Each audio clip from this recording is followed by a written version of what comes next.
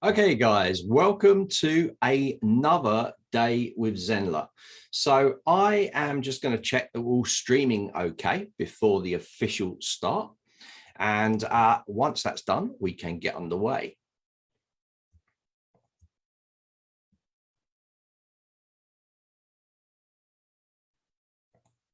If you're doing any kind of streaming event, it's definitely worth you double checking things just to make sure everything's showing okay, just for you to make sure.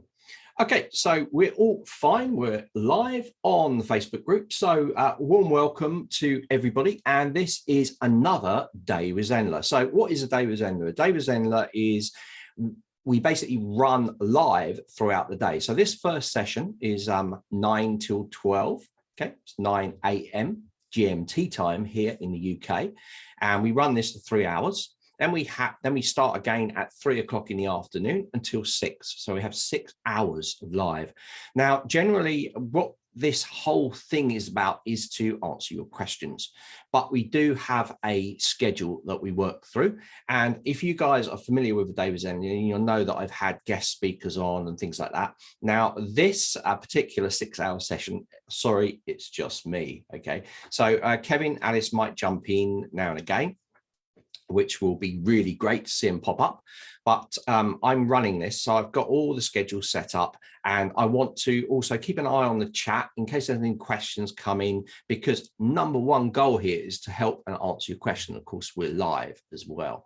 So what we're going to do, I always like to start the 9 a.m. slot with a look or an extended look at the educational area, because we spent a lot of time getting this all ready for you, and we still have questions coming like, I can't find how to do this, or I'm just trying to start my site and I don't know what to do, and all these things. I know you guys that are familiar with this and been on with us for a few years are kind of like, well, I know where all that stuff is, because we do talk about it all the time. But it's worth extending. And there's also a few other little gems in here that I want to sort of bring to your attention as well as we move through. So let's have a look at the standard kind of look at where you would go for your tutorials for New Zenler to start with. So I'm going to screen share now, and we're going to have a look. Okay. So first place you need to go is tutorials.newzenler.com. And if you're in here, I'm going to go into incognito because you might not be registered. So you're going to see a slightly different view because I'm logged in. So this is what you'll see because you're not logged in at the moment. So what we have here is we have the latest live event. So we have things that are going on inside the site, and all our live workshops, all our office hours that we run every Wednesday. We alternate the time between 5 p.m. GMT and 10 a.m. GMT to hit our worldwide audience. We also have live workshops. Now, we're running one at the moment, and this is a mentorship. And I actually run this before for a different time zone, for the European time zone, US market. But of course, we've got all our guys in New Zealand, Australia, and all the southern hemisphere. So we run it at a different time. We run it at 10 a.m. GMT time. So this has just started. So this is a really good place to go into. Now, even if you're not in that time zone and you can't attend the lives, it's still worth you going in there and signing up to the course, because inside the course we have a community set up where you can talk and discuss and ask questions that I can then show in the following live the next week. We run these every Sunday. So definitely go to tutorials.newzenler and click join up for the live class. And inside the live class, there's little buttons that tell you when to, and an easy way of booking yourself into the next workshop that comes along. Now, replays are also put into this area as well as any handout sheets that we're doing. And we're doing quite an extensive PDF handbook, course creators handbook in there at the moment. So this will be given away as we work through the workshops, and it will be built upon each week. So this is a really good place. If you guys are just starting off and want to turn yourself into Zenler gurus, or just pick out the bits of information you want to know about, like how do forms work, how do I get leads into my membership site or my course? How do I set up a membership site? How do I set up my first course? How do I create pages in my site? All these sort of things are covered in these workshops as we work through. It's week to week. It will go on for quite a few months. It will take us into next year, because I think the last one was about 16 sessions or something like that. Actually much more than that, because it run for about 6 months, something like that, 6-7 months weekly. So this is a place you definitely want to go if you're just trying to learn the platform. And this is not our online course. This is live workshops we're offering you. We also have live builds. Now we've got a live build coming up next Friday, and I was talking to an instructor called Mina. She's having she wants to basically have a simple site, and she wants to set it up. So this is normally live builds. I do design. I show you how to do lovely designs and things like that. Turn your site, just take your site up a level with the design and branding of your site. But occasionally, and I did the same with John Orion, we actually look at how to make it all work for your particular case. Okay, so Mina's got a site, and we're going to be looking at that. And it should be real good fun. That's happening next Friday. The announcements always go into the Facebook group, and you'll see them under the live events where you're watching this now. And of course, we have a day with Zenler. So I give you the information there where the days of Zenler. And it's the last Friday of each month, generally. Okay, and that runs, like I said, 9 a.m. to 12 a.m. GMT time, and free till 6 p.m. GMT time as well. Need to change that to GMT. It's not British summertime anymore. Getting a bit chillier now here. So this is the live event section in here, and this is always updated with new things that are going on. You want to definitely check out. So it's worth popping on the site like each week, each couple of weeks, just to see if there's any new lives coming up, or keep an eye on the Facebook group for you guys that are Facebookers. I'll talk about our YouTube channel in a minute. Now, this is where you need to sign up if you're new to the platform. You absolutely have to. You just enroll, and you get access to these 4 zones. Inside of these zones, there are multiple courses, and I'll talk about those in a second. Next down here, we have the brand new, and I know this has been asked for by you guys, so you'll be super excited to hear about this. This is the price comparison. So this is paid plan comparison sheet. So this sheet here, we've now put it into a page.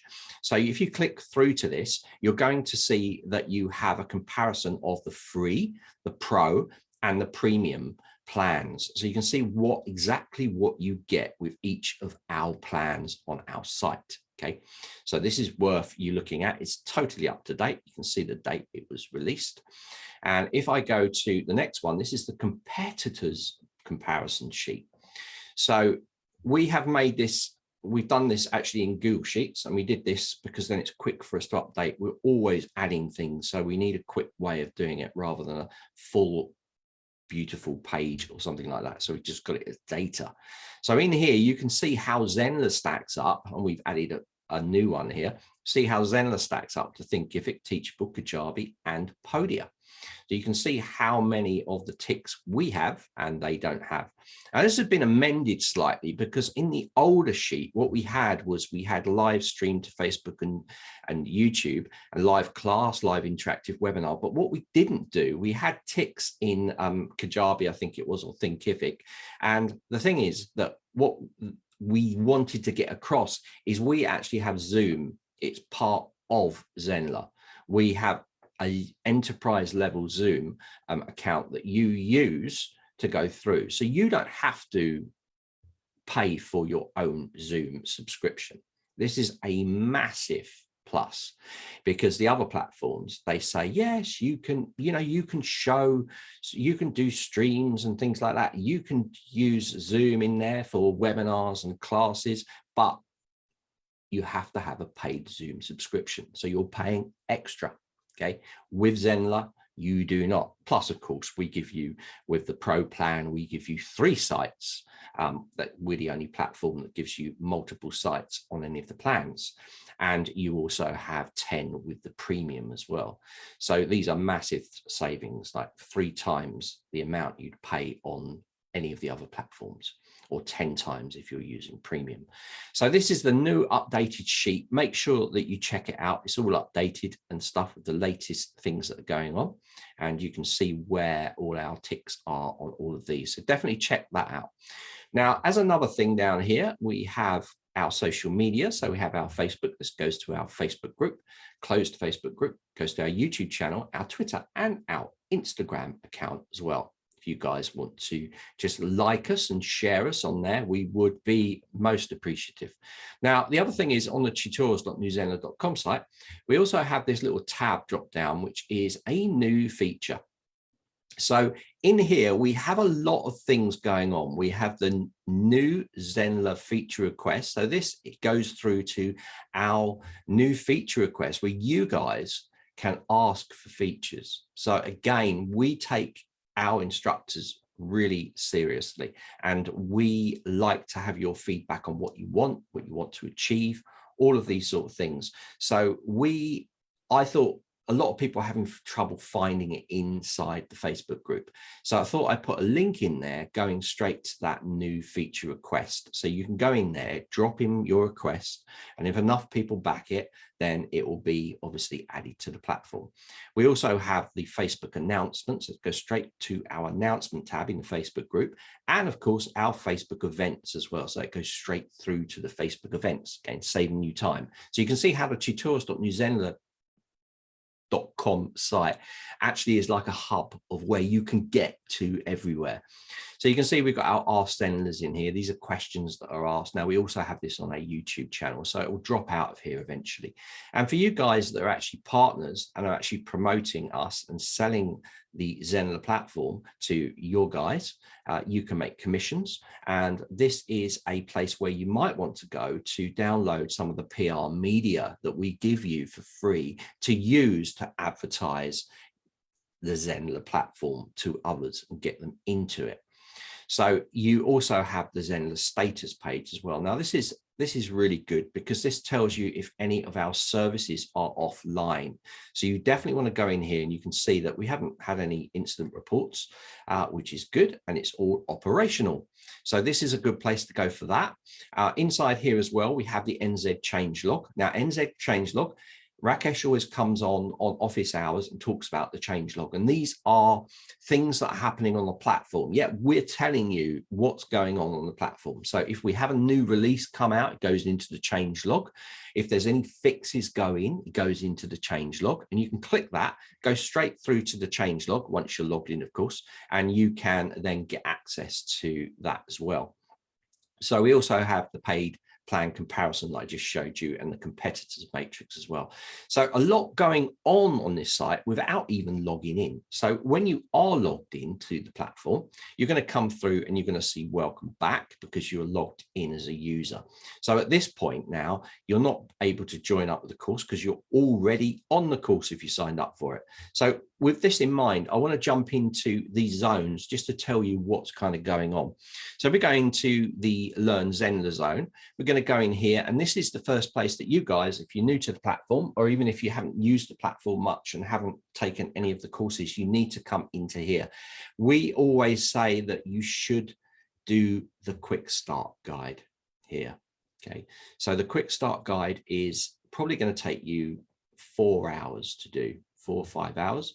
You'll see when you're doing this on the little videos, I actually put a little timer on there, a little clock that shows how much time I spent on each area. And we managed to build a site and a course. It is a simple site, a simple course, of course, but we do it in under 3 hours. But it'll probably take you to go run through it and work at your own rate about 4 to 5 hours to do it. You know, if you're really quick, you can do it faster. Don't rush, it's your site. At the same time, you can download the basic setup checklist. This is not a course really, it's just a PDF. You can download the PDF, you can print it out, and you can tick things off as you go through them. to make sure that you've completed the essential things that we ask you to do to make your site function as it should. Now, after that point, you'll have a full grounding to be able to say, right, well, I want to do funnels, or I want to do a form, or I want to do whatever. So at that point, you can then cherry pick the information you need from what's called the Complete Guide to Zenler. This is our flagship course. It's massive, but I cover everything in there. We worked on this, talking about what we need to add. It's being revamped all the time because obviously Zenler is a very quick reacting platform, and we add new features and little changes now and again. So things do update inside the Complete Guide to Zenler, but it is a huge course. So with that in mind, if we go into this course now, I'm just going to show you that we've made it easy for you to find information. So the first thing we have up here is a search our complete database of videos. Now, complete database of videos is the key word here, because it is a database of everything. Okay, including our Zenlers, Zenler how-tos, live builds, all our workshops, all the other courses. So it doesn't necessarily mean it's the Complete Guide to Zenler, because the Complete Guide to Zenler is down here and it's all loaded, but it's got them in it. So if you're quite used to using this platform and you want answers really quickly, you can use the little search function. So if I was to type into here, domain, and hit here, then you're going to have all the videos come up that tell you what is a domain and subdomain, how to use them, GoDaddy subdomain setup, sign up for Zenlers there. We've got what is domain, subdomain, office hours, where we mentioned domain, because it takes a little transcript of us actually talking. It isn't the most accurate transcript in the world, but it's pretty good to be able to find. Now, what's also good about it is you can look at this little line and you can click in here, and that point of the video will come up ready for you to watch. So you can watch that in there. You can see Rakesh, and you can do that with all of them. So you can click in here, or of course you can click here and watch the whole video like that. You can see this was an Ask Zenler. Okay, so that's our quick search for our whole library of videos. Now down here, and we start actually getting into the course itself. So this course is linear. It does mean that it starts from nothing and then works its way right the way through, but we've labeled it so that it makes it easy for you to find areas. We also put a quick find highlighter in here. So if I was to put in here like roadmap or something, let me just roadmap to launch your course or something, and click here, you're going to see that it will highlight any of the instant of that word in red. So you could look through here, find the instant of red and click start. You can also clear the results there as well to clear that result out, or you can just look through here and find the video or the module section that you want to learn about. So if you want to learn all about site setup and using the page builder to build all your pages, remember our page builder can be used for funnels, it can be used for live pages, it can be used for pages, all these things. It can be used for editing the templates for the blog, for the post and the actual blog category page itself. So the page builder is used throughout in the same way, and that's what you're going to notice with the Zenler platform. We've kept everything in little areas, so you don't have to jump around, unlike other platforms where you're having to link certain things up. It's all maintained in one area. Makes it very quick. Our main thing from users is that it's a very intuitive platform to use, and in fact makes it really easy. And if you need extra answers, you can come into the complete guide. So you can see here it is big. Don't get put off by this. It's just we've covered as many things as we possibly could think of.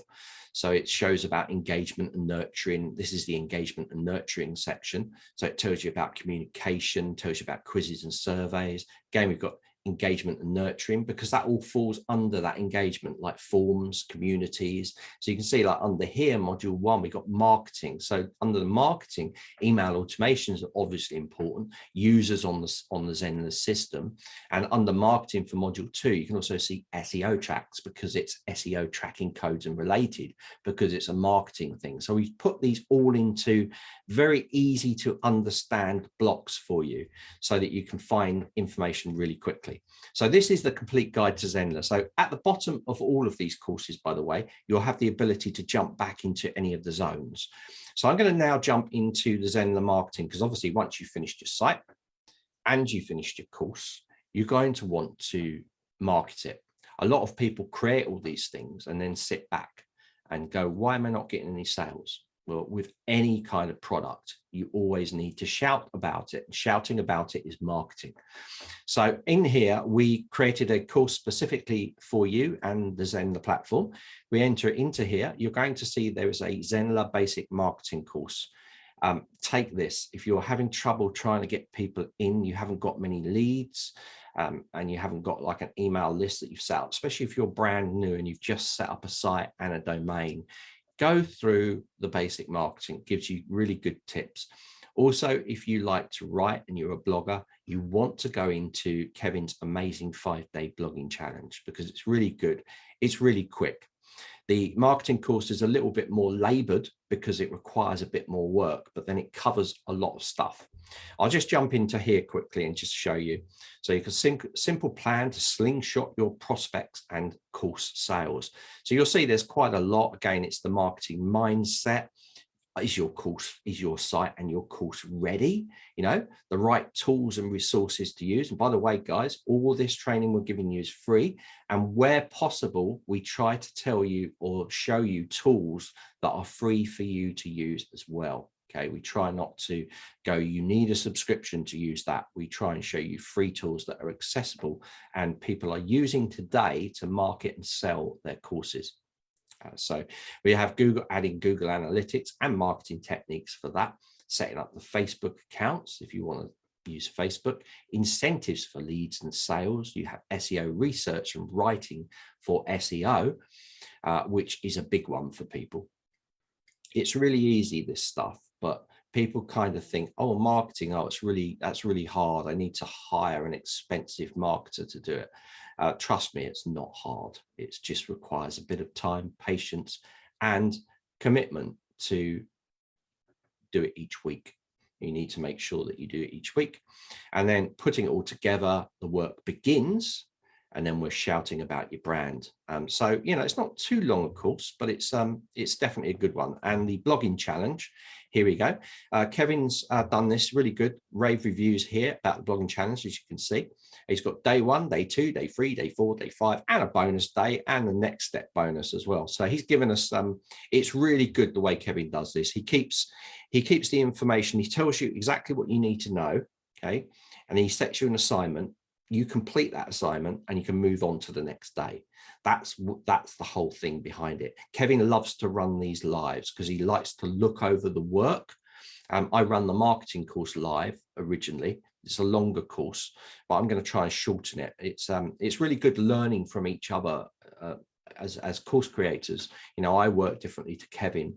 Kevin works differently to me, and of course Alice as well. And it's really good picking up out little tips or seeing how other people are doing things, even looking at the courses, seeing how things are done. Remember, this is all done in the Zenler platform, can be inspirational for you and also can set you off on a different tangent to what you originally thought you were going to do when you started.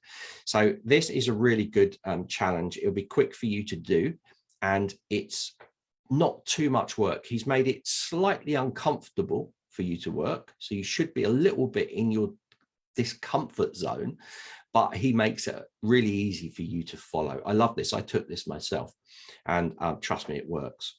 Next, we're going to jump into the Zenler Extras course, and inside here, these are Zenler Extras is places where we were like, well, we've got videos on this and this. We don't want to dilute the Zenler platform learning experience, but we need to put all the information that is extra to course creating in some place. So we decided to put it into a place called Zenler Extras. And these are generally courses that have been asked by you on the Facebook group or through communication.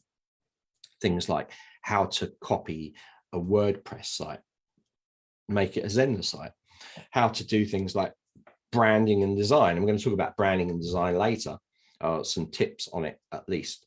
And then we also talk about hardware and software. The technical issues that people have with hardware and software is probably one of the bigger ones, like green screens and all this technical stuff. So we cover hardware and software in here. Now, these courses are being built upon as well. So it's worth jumping into them. I normally do an announcement on the Facebook group if a new section's gone into one of the courses, just so you know, because otherwise you wouldn't know. There's so many courses inside the tutorial site. Next, we have the live workshop replays. So, I was running these Sunday lives, and I just thought I'd put them in a convenient place for you guys to rewatch if you want to. And we have also Zenler theme packs as well. So these are code packs that you can download to use as you like inside your site. So you can take a block, or you can create the block, each block, and create a whole page. I'll just jump in here quickly and show you.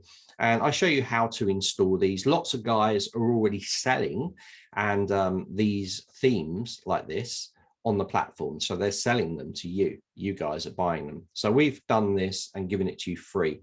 Now, this will be replaced eventually, because in the new page builder, we're going to have the ability to be able to just apply themes, apply templates to pages like with a click. So this is all doesn't need to be here at that point, because Zenler is going to produce lots and lots of different themes. You'll find the one you like and you can just drop it in. But in the meantime, we have this stopgap thing going on where you can just follow these. So inside here, you can see we have theme packs to choose from. So we have here squares, vibrant, fun. You can preview them here. So if I click the preview button, you're going to see that this particular theme here is all set. So you can grab any of these blocks and use them at will. And you can download them. Inside the download, there's instructions on how to put them into your site. And I give the instructions here. Step 1, what they're for. Step 2, downloading the packs. Step 3, installing the packs. And step 4, if you want to customize any of the packs. So we have these full packs here, fitness and well-being, all of these. And we also have call to action packs as well. So these are CTAs and form blocks. So if I look at the form blocks, for instance, this is a big one with people. We've set up some sort of forms that you might want to use in your site, and you can edit those and change them the way you like. We've also done the CTAs as well. So you've got all these animated CTA packs coming in here, where you can take people's details, or you can send them to another link or another page inside your site. So there's a nice doggy one there. That's nice, isn't it? That's like Rakesh's dog Buddy. I think he's probably a bit bigger now.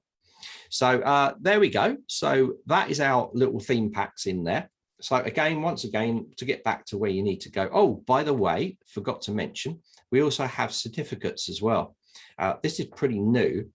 So in here, we have how to install your own custom certificate and how to create a custom certificate as well. So you can see further training on this, plus the installation of these certificates. And I give you all the information you need inside here. So you can download install links, you can download the font packs, and you can, if you want to, you can just pick one of these designs that we've created for you to use free of charge, okay, as usual.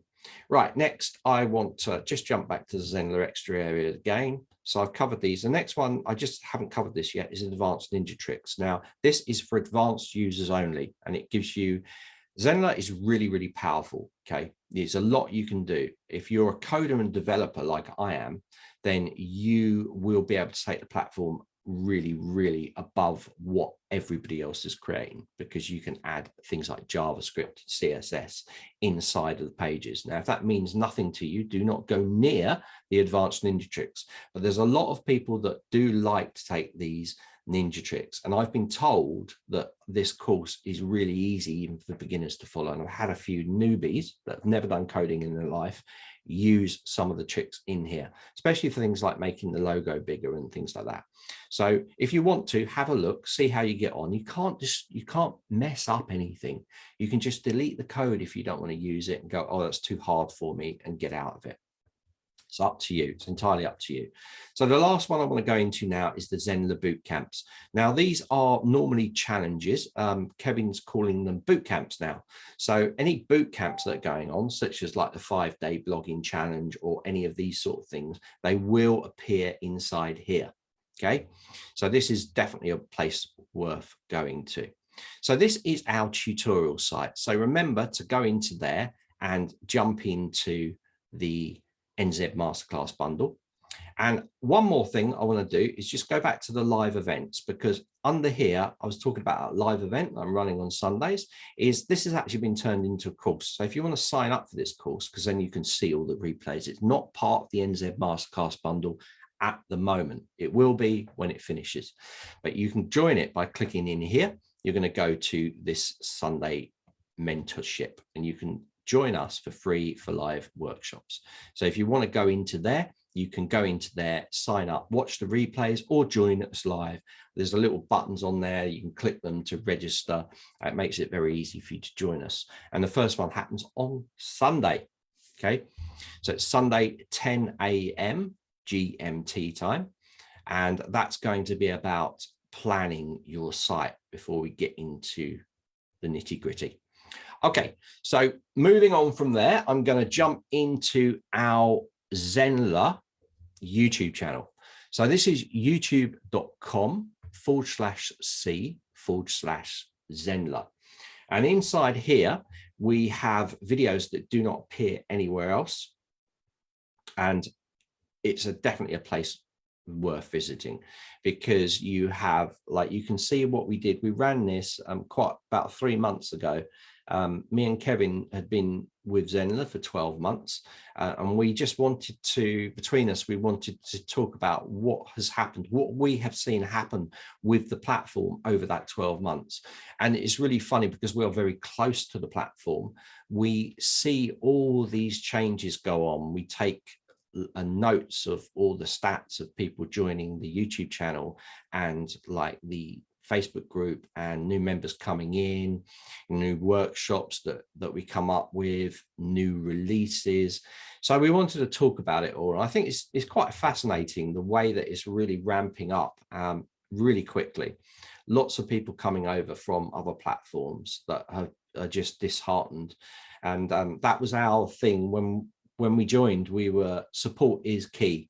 We realized as course creators that supporting you guys to be able to achieve what you need to achieve is the #1 goal. It doesn't matter, although Zenler has all of the features and pretty much more than most of the other platforms, in all of the other platforms, I would say, that is good. It's great to have features, but without the support, and especially if you're new to this stuff, you're kind of like just whistling in the wind. You're procrastinating on the sites. You may be paid for it, go, oh, that's a great idea, it's got all these features, and then you start playing with it and you're like, where do I go, what do I do? So that was me and Kevin's goal when we came in. We were like, right, we know the challenges that we faced, we know the challenges others will face. We're going to ask questions from the group. We're going to answer questions. We're going to put things together that actually tackles and focuses on the needs of you as course instructors, or would-be course instructors that have just joined. So that was our whole thing of going into this, and it hasn't changed. That's our underlying thing, to make sure that the support and help is there for you above and beyond anything that you've ever seen before. So that is our goal. We're always trying to do better. And I know things like, even like networking, like Kevin and Alice run the Zen chat on alternate Mondays, I think it is, or Tuesdays. And this is a brilliant place because it allows you to connect with each other. You know, imagine you're a dog trainer and there's another dog trainer in another part of the world, and maybe you're doing different things, slightly different things. You can share, you know, you can connect, you can network up with people from all around the world. So I think it's only just started really, Zen Chat, but I think it's going to turn into something really magical. And you're also going to meet a lot of people that are in the same niches as you, or maybe people that are in a slightly different niche, but it is cross-compatible. Like musicians, for instance, there could be someone doing a guitar course, a trombone course, you know, violinists like Lynn Quell, and you can connect and maybe drive traffic to each other's sites, you know. So it's going to be a magical place. And I think that in 2022, it's really going to lift to a new level. So you definitely want to check out the Zen chat. So anyway, back to the YouTube channel. Inside the YouTube channel, we have the new feature releases. So these are any new feature releases coming up, we put in here. This is the first place they appear. Rakesh does post them straight to the Facebook group, but they appear in here first. So if you hit the subscribe and bell icon, you will be notified as soon as they're made live, and you will see them before anyone else. So good point to sign up for the YouTube channel. Next, we have our Zenlers. So these are questions being asked by you guys. And we're actually doing we did a branching quiz and survey funnel using Pages, and that's in here. And I'm going to show you how to do exactly the same thing using marketing funnels. And we're going to be looking at that today, a bit later. Next, we have testimonials from guys. These are all the guys that took part in the marketing course, and they're telling you what they think of the platform, how they found it, how it compares to other platforms. Because you know, a lot of you guys have been doing this for a long time, and you might be experienced course creators, and you come across the Zenler because you realize the power of it. Next, we have the pro user interviews. Now, Kevin runs these and they are brilliant. So you'll definitely want to check here. These are pro users already working using the Zenler system. They all work in different ways, as there's millions of different ways that you could use the Zenler platform for your business. And we have Zenler FBHs. These are normally short videos, and I'll occasionally look through or be told to do a video on something that the group has asked for, or that there's a lot of stuff going on in. So I'll turn it into a Zenler FBH if I can, and it goes into here. Day with Zenlers, you're watching today, this will all appear in the YouTube channel here. So the last one was run on the 10th. This is now the 11th month, and you'll see they drop in here, session 1, session 2. Next, we have live workshops. So all our live workshops populate in here. Office hours all get put into here as well, with me, Kevin is hosting, Rakesh and Alice joins us. So Alice joins us normally on the 5 p.m. one because she's in America. So she's in Florida. And so she doesn't join us for the 10 a.m. one. It's a bit crazy hours in the morning for her. Can't make her get up for that. Next, we got live builds as well in here. So we got another live build coming on Friday, as I mentioned, with Mina. So that is our YouTube channel, guys. So if you have any questions about this, fire them into the chat.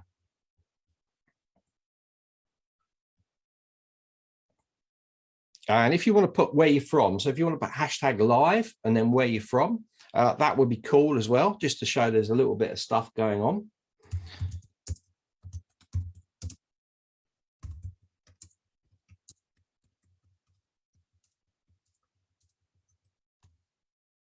Okay, so I will be jumping across to look at the chat as well in this session. Remember, I'm monitoring what you guys are saying to me.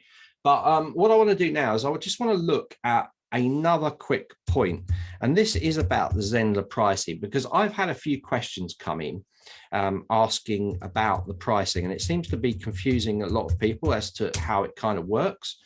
So I want to go to the newzenler.com site. If you've already got your site, you're going to see this little banner that comes up. If you're a free user and you're thinking of upgrading to Pro or Premium, you need to know a few things about what happens when you do sign up. So I'm going to jump into this now and share my screen. So here we go on newzenler.com. This is where you would have come to start your free trial and take the free. If we go into pricing here, this is what I want to explain to you, our insane discounts for members. Okay. Now, one thing that needs to be made clear, the word beta, it can put people off, but Zenler is slightly different. We've taken the word beta, but it's actually fully released. So everything on the platform is stable. Now, we are always trying to refine things, and we're always trying, like every other platform or software package on the planet, there's always going to be tweaks and bugs that you're trying to fix. That's why we've got our Facebook group, and we've also got our support desk. So if you do have a technical problem with your site, you can send an email to support@zenler.com. Okay, then you'll be issued with a ticket. If it's a technical problem, you do not want to post it into the Facebook group, because inside the Facebook group is where you can ask common questions like, how do I do this? How do I do that? Not the things that have gone wrong with the site.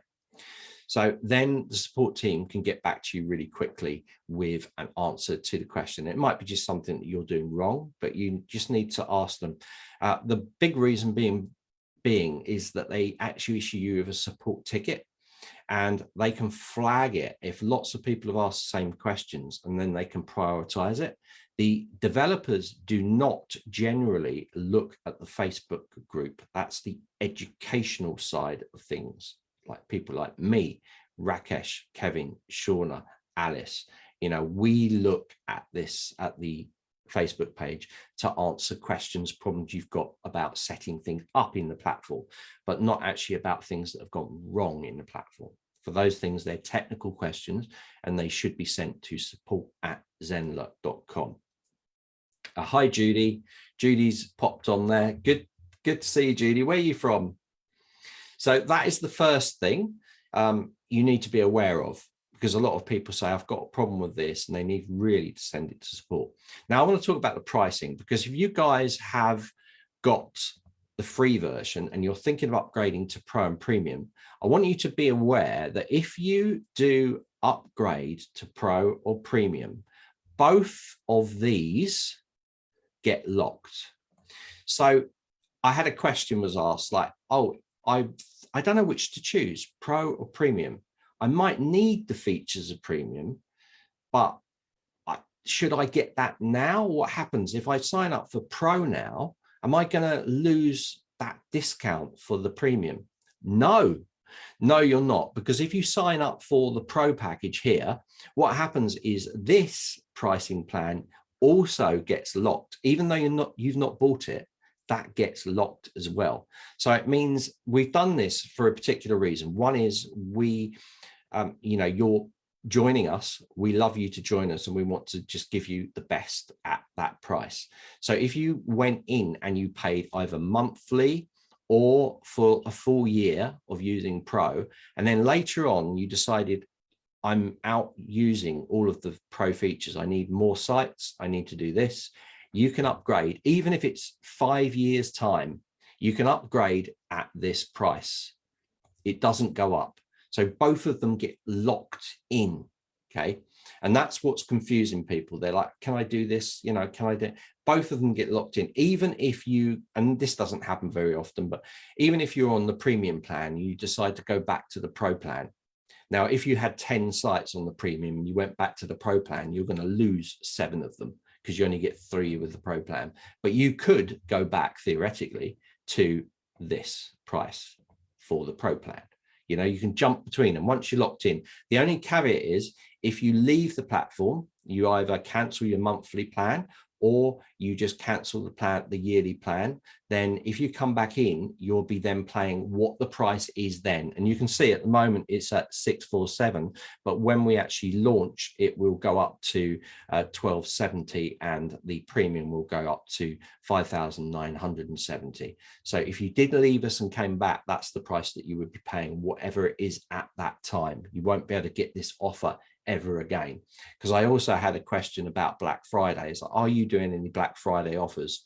We've been doing it for years now. All right, this is the one-time exclusive offer that will never ever happen again. So we really don't need to take the price down to what it is, to say a Black Friday 50% off or something. No, we don't do that. It's already massively discounted, half the price. So we do not do that. So it's something that I needed to say to you, because I have had some questions on it, and it's a question that comes up now pretty much a lot, saying, I don't understand this. What do you mean it's locked in? So it's locked in and it's grandfathered, so it'll never change. So this price will change. All the other platforms will be going up, of course.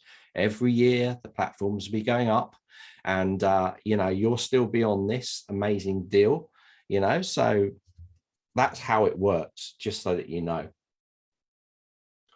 So got some questions. So Judy from Canada, living in Germany. All right, so you're in a good time zone. Canada, it would be a bit late, wouldn't it, I think, or early. So Tasneem, so when will you have the final product ready? Well, I mean, right, this is a final product. What we're doing now is we're stabilizing the platform. So when we say stabilizing the platform, it doesn't mean that the platform is unstable. It just means we're optimizing it. So we're trying to make things more solid. One thing that you do not want to do if you're developing any kind of software is build on something if it's not stable enough, and we're doing some massive changes with things like the page builder. There's a lot of questions about the load time of the page editor. Once the page editor's loaded, is lightning quick, but it's just that initial load, as you'll see with some of the live things that I'm going to be doing today. But that page builder is all being completely revamped. So that's going to be done. That's coming in. We have a few big releases coming up that I can't really talk about.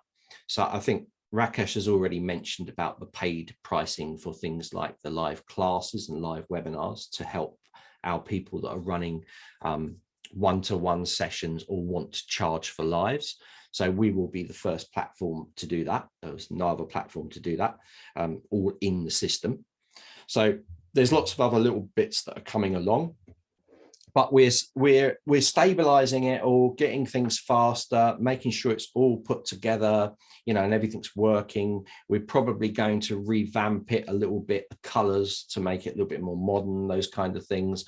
And then it will release, but only when we're happy with any support questions that are coming in. If they've all covered and the support questions are getting less and less and less on the stability of anything in the platform, then we will be at a stage to release. But we're actually kind of removing the name beta because it's confusing people and people aren't opting into the system. I've been using this platform for years now, since it first come out in the second iteration, which is this new Zenler, and I've had no problems. The only problems I've had are where I've had to kind of maybe go into my payment gateways to refund people if they've asked for it, or refund the percentage because they've missed one of my offers or something.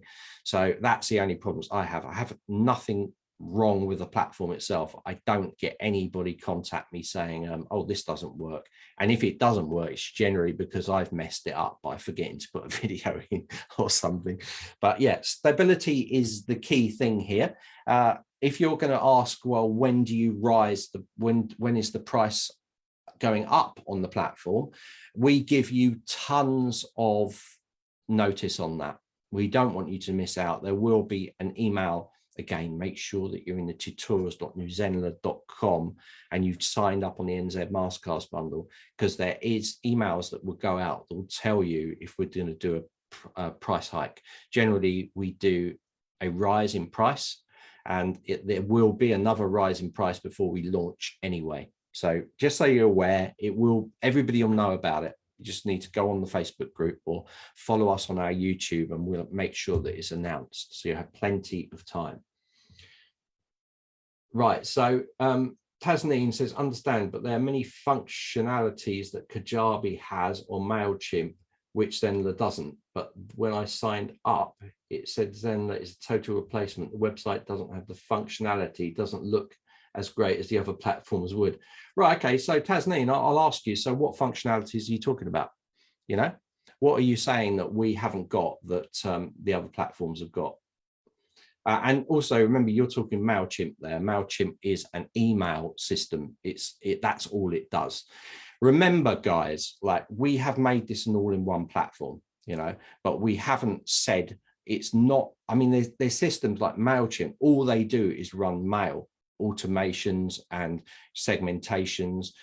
All of that is in MailChimp. That's all they do. They don't do course creation. You can't create blogs in there. You can't do this. You can't do that. If you look at Kajabi, again, I'm very defensive of Zenler, by the way, because I've looked at the other platforms and we just blow them away. So So yeah, Judy said you're not happy with Zenler. So Tasneen, if you can just mention what they are, then I can tell you that actually no, we have got those. So so keep putting your chats down, because it's an interesting thing. I like people to say, oh, other platforms have got this and we haven't got that, because as I said to you before, we make sure that we are cutting edge and we always try and go above the other platforms. So it's interesting to hear these other points. So it'd be interesting if Tasneen gets back to me on exactly what features we do not have and other platforms do. Yeah, because of course, Tasneen, there are things that we have that other platforms don't have. Zoom integration is one. So not having to pay for a paid account. So, there's every platform's got its different thing, but don't talk about platforms outside of like LMS systems like MailChimp, ConvertKit, ActiveCampaign, ClickFunnels. All of those things you can do in Zenler. It's not the same. We are improving things all the time within the system on those things, but we don't want to turn it into a completely different site. We could get rid of marketing funnels completely and say, oh, you need a subscription to run, that you'll need to use ClickFunnels, and then you can come into the system. But we don't do that. We try and keep it all under one roof, if that's clear. Unsubscribe from certain emails and not the whole list. Right, okay, yeah. So there are some little things. This is good. Tasneen, write all these down. Yeah, I can't talk about some of this stuff, but these are all things that are going to be sorted. As I've already mentioned, we have things that other platforms do not, or you're limited to. So I'm not going to sort of blast other platforms. That's not what I'm here to do. We're not like that here at Zenler, but we have lots of features that the others do not, and not limited to either. So you don't have a limit on these things. All right, guys. So good one, Tasneen. Keep dropping them in. If you find any others, just keep posting them in there. It's always good to see, because we do look at these things, and as we said, we take your points very seriously. So fabulous stuff. All right, so let me move on. So we are coming up to 10 o'clock, so I'm going to have a quick break for about 10-15 minutes, and then we're going to get on with the next section of this. So let me see what we've got coming up next. The day with Zenler. All right, so we're going to look at simple and practical design skills. All right, so it's a little bit out of order. I was going to do this at 9:30, but it's nearly 10 o'clock. Sorry, I've been rambling on about all this, the support and stuff. But we're going to do at 10 o'clock, at about 10:10, we're going to do simple and practical design skills. So simple and practical design skills are going to be all about little things or basic things that you can do to give you ideas and inspirations and best practices for designing your sites or your funnels or your lives, anything that you're designing.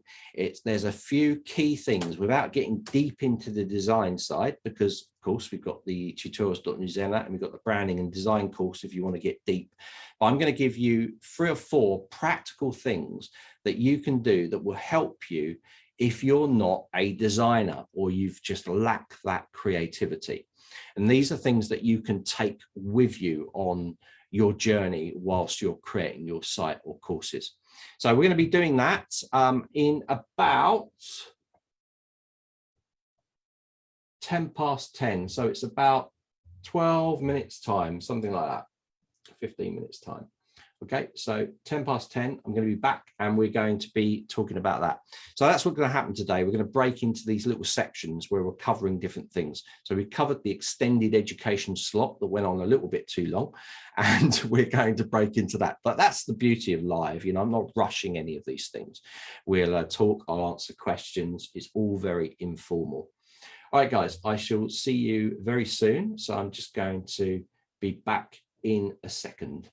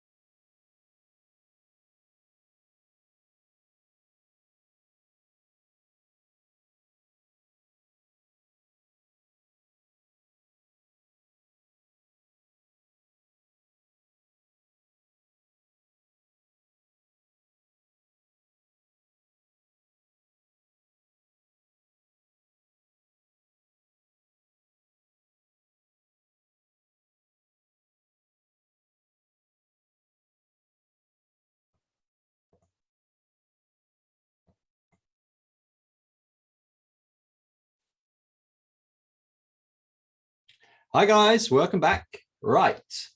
So yeah, there's a few more little questions have come in here. Let me just turn off the other monitor. All right. So another one from Tasneen is the landing page design. So I'm guessing you're talking about pages in the site. Well, we use the page builder. Obviously, it's been updated, but it is very versatile. You can create literally anything you want. And you also have control over the padding and the margins of the site as well as adding things like animated effects. And we've made it so it's a very easy way of putting everything into, or you can access everything from that page editor. So as far as the flexibility of page builder, I don't understand it because sites like, you know, most of the other platforms have like this thing that comes out on the left, and it's not what we consider a true drag and drop editor. Is being able to take blocks and elements and move and drag them around within the page, and also visually see inside the page itself the changes that you're making. Now, you do not get that with pretty much most of the other top 4 platforms. Okay, you get this bar that comes out and you have to edit it in there, and then you see it update on the preview on the right hand side, and it's very kind of cumbersome, we think, on my personal opinion it is. And I've used all of these platforms and professionally, and I don't like them for that. And I come from a kind of like build it in page background, so I prefer that kind of page working, but everyone works differently and it's your choice. But as far as flexibility, you can create whatever you like inside the platform. There is no kind of limitation. So when you're saying landing page, I'm guessing you're talking about things like the normal pages of your site and you're turning them into a landing page, or you're talking about course pages or those sort of things. And of course, like I said, we are bringing in this new page builder, and that will have the ability to have these themes that you can just one click and it can set your site up, and templates and things. Rakesh will talk more about that. So, but hopefully that answers that question. But nice questions anyway, Tasneem. We like to know the bad points. Most people only talk about the bad points because that's what you want to solve. But we know we've got lots of fans that love the platform for the intuitive way that it works. All right, so we're going to look at some simple design techniques now for your site and what you should be thinking about when you're doing your sites. So first tip here is keep it simple. You know, when you first have your site, you know, if you've already got your site, you've already created it, you're going to be maybe a little bit overwhelmed by what's going on, but consistency should be key.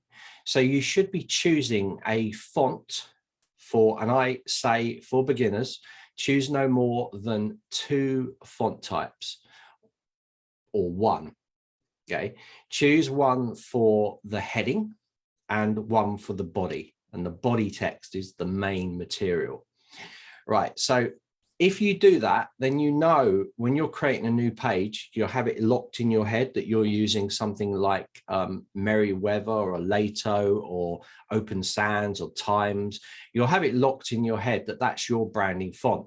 So it doesn't just help you inside the site itself. It helps you when you're creating media in something like Canva or any of your illustration programs that you're using. You can go, okay, I'm using Times for the heading, and I'm using that for the font, and that's the size, and I know the line height, that's the space between lines, because you need to set that as well. And you're very clear, and of course the colors to go with them. So your color for maybe your headings will be like a copper color, and maybe for your body text it will be black or a shade of gray or something. So when you break it down like that, it's very easy to keep the key thing, which is consistency. Right, so fonts, don't choose any more than 2, okay? Keep it consistent, so use the same style. If it's like bold, Times for a heading, and then body type, keep it 1 font. Try not to do it try not to alternate things and like do one part in italics and another part in like or sans serifs or serif font. Don't mix it up on the page, because what you want is you want a consistent flow through the page. If you look at any newspaper or magazine, you're going to see that they'll use the same headings, maybe not on the adverts, but they use the same headings and then they use the same font throughout, and they won't jump about. And this is the other thing, size, consistency of size. So headings should be one size, okay, subheadings another size if you want, and the body font is one size as well. Okay, so if it's one size, you know all those things, you can write down a little sheet that gives you that information so that you can pull that up. If you don't remember it in your head, you can pull it up. And if you're working on another page, you can go, oh, I've got it, it's that. It's all fine. The other thing that needs to be brought attention to is the colors that you're using. So generally the colors will be taken from, not in all cases, but I'm talking about a beginner's level of design. The colors will be taken maybe from the logo. So if you've got a logo professionally designed, or you've got even a branding expert to put a branding sheet together, like I'm going to show you now, a very simple one, then you will have that in stone. And that means that any pages you're creating, that's what you're going to be using. A side thing from that, then it becomes consistent. So I've seen this in my decades of doing website designs and page layouts and everything else. I've seen this all the time from people that don't do this a lot, and they mix it all up. There's no, you go from one page to another and it could literally be another site. You look at it and go, is that the same site? Where's it all come? So keeping these things consistent is really going to help you. So color wise, I would try not to do more than 3 to 4 colors, okay, in the site, and mix them around, make them colors that will work with each other. Okay, so you'll probably have a light color, a dark color. You can then use the dark color on its own. You can then use the dark color on top of the light color. You can use the light color on its own, and vice versa. So you've got this way that you can create consistent blocks, but still make it striking and exciting. That's what we're aiming at. So I'm going to show you now a quick Canva that I did for one of our live builds, and this was for Jackie, who does empoweredparentproject.com. She's actually implemented some of the changes that I did inside of that project. Now, if you want to find out more about this, you can go to our YouTube channel, go down to live builds and check out Jackie's one there. That's the Empowered Parent Project, and you can see exactly what I did there. Now, you'll also see the same thing for Sabrina Doherty as well, and keeping her site consistent, which was what she wanted to do as well. So I'm actually going to show you her one as well, and I'll flick this page up. So I'm going to show you the branding sheet to start with, just so you get an idea of what's going on with it. Let me just share my screen. Okay, so here it is here. So what you can see here is that I've just given the name of the site, and you could do this in the document, doesn't matter. And then I've done it within Canva. So I said base font is Lato, and we're going second font for quotes and things is Merriweather.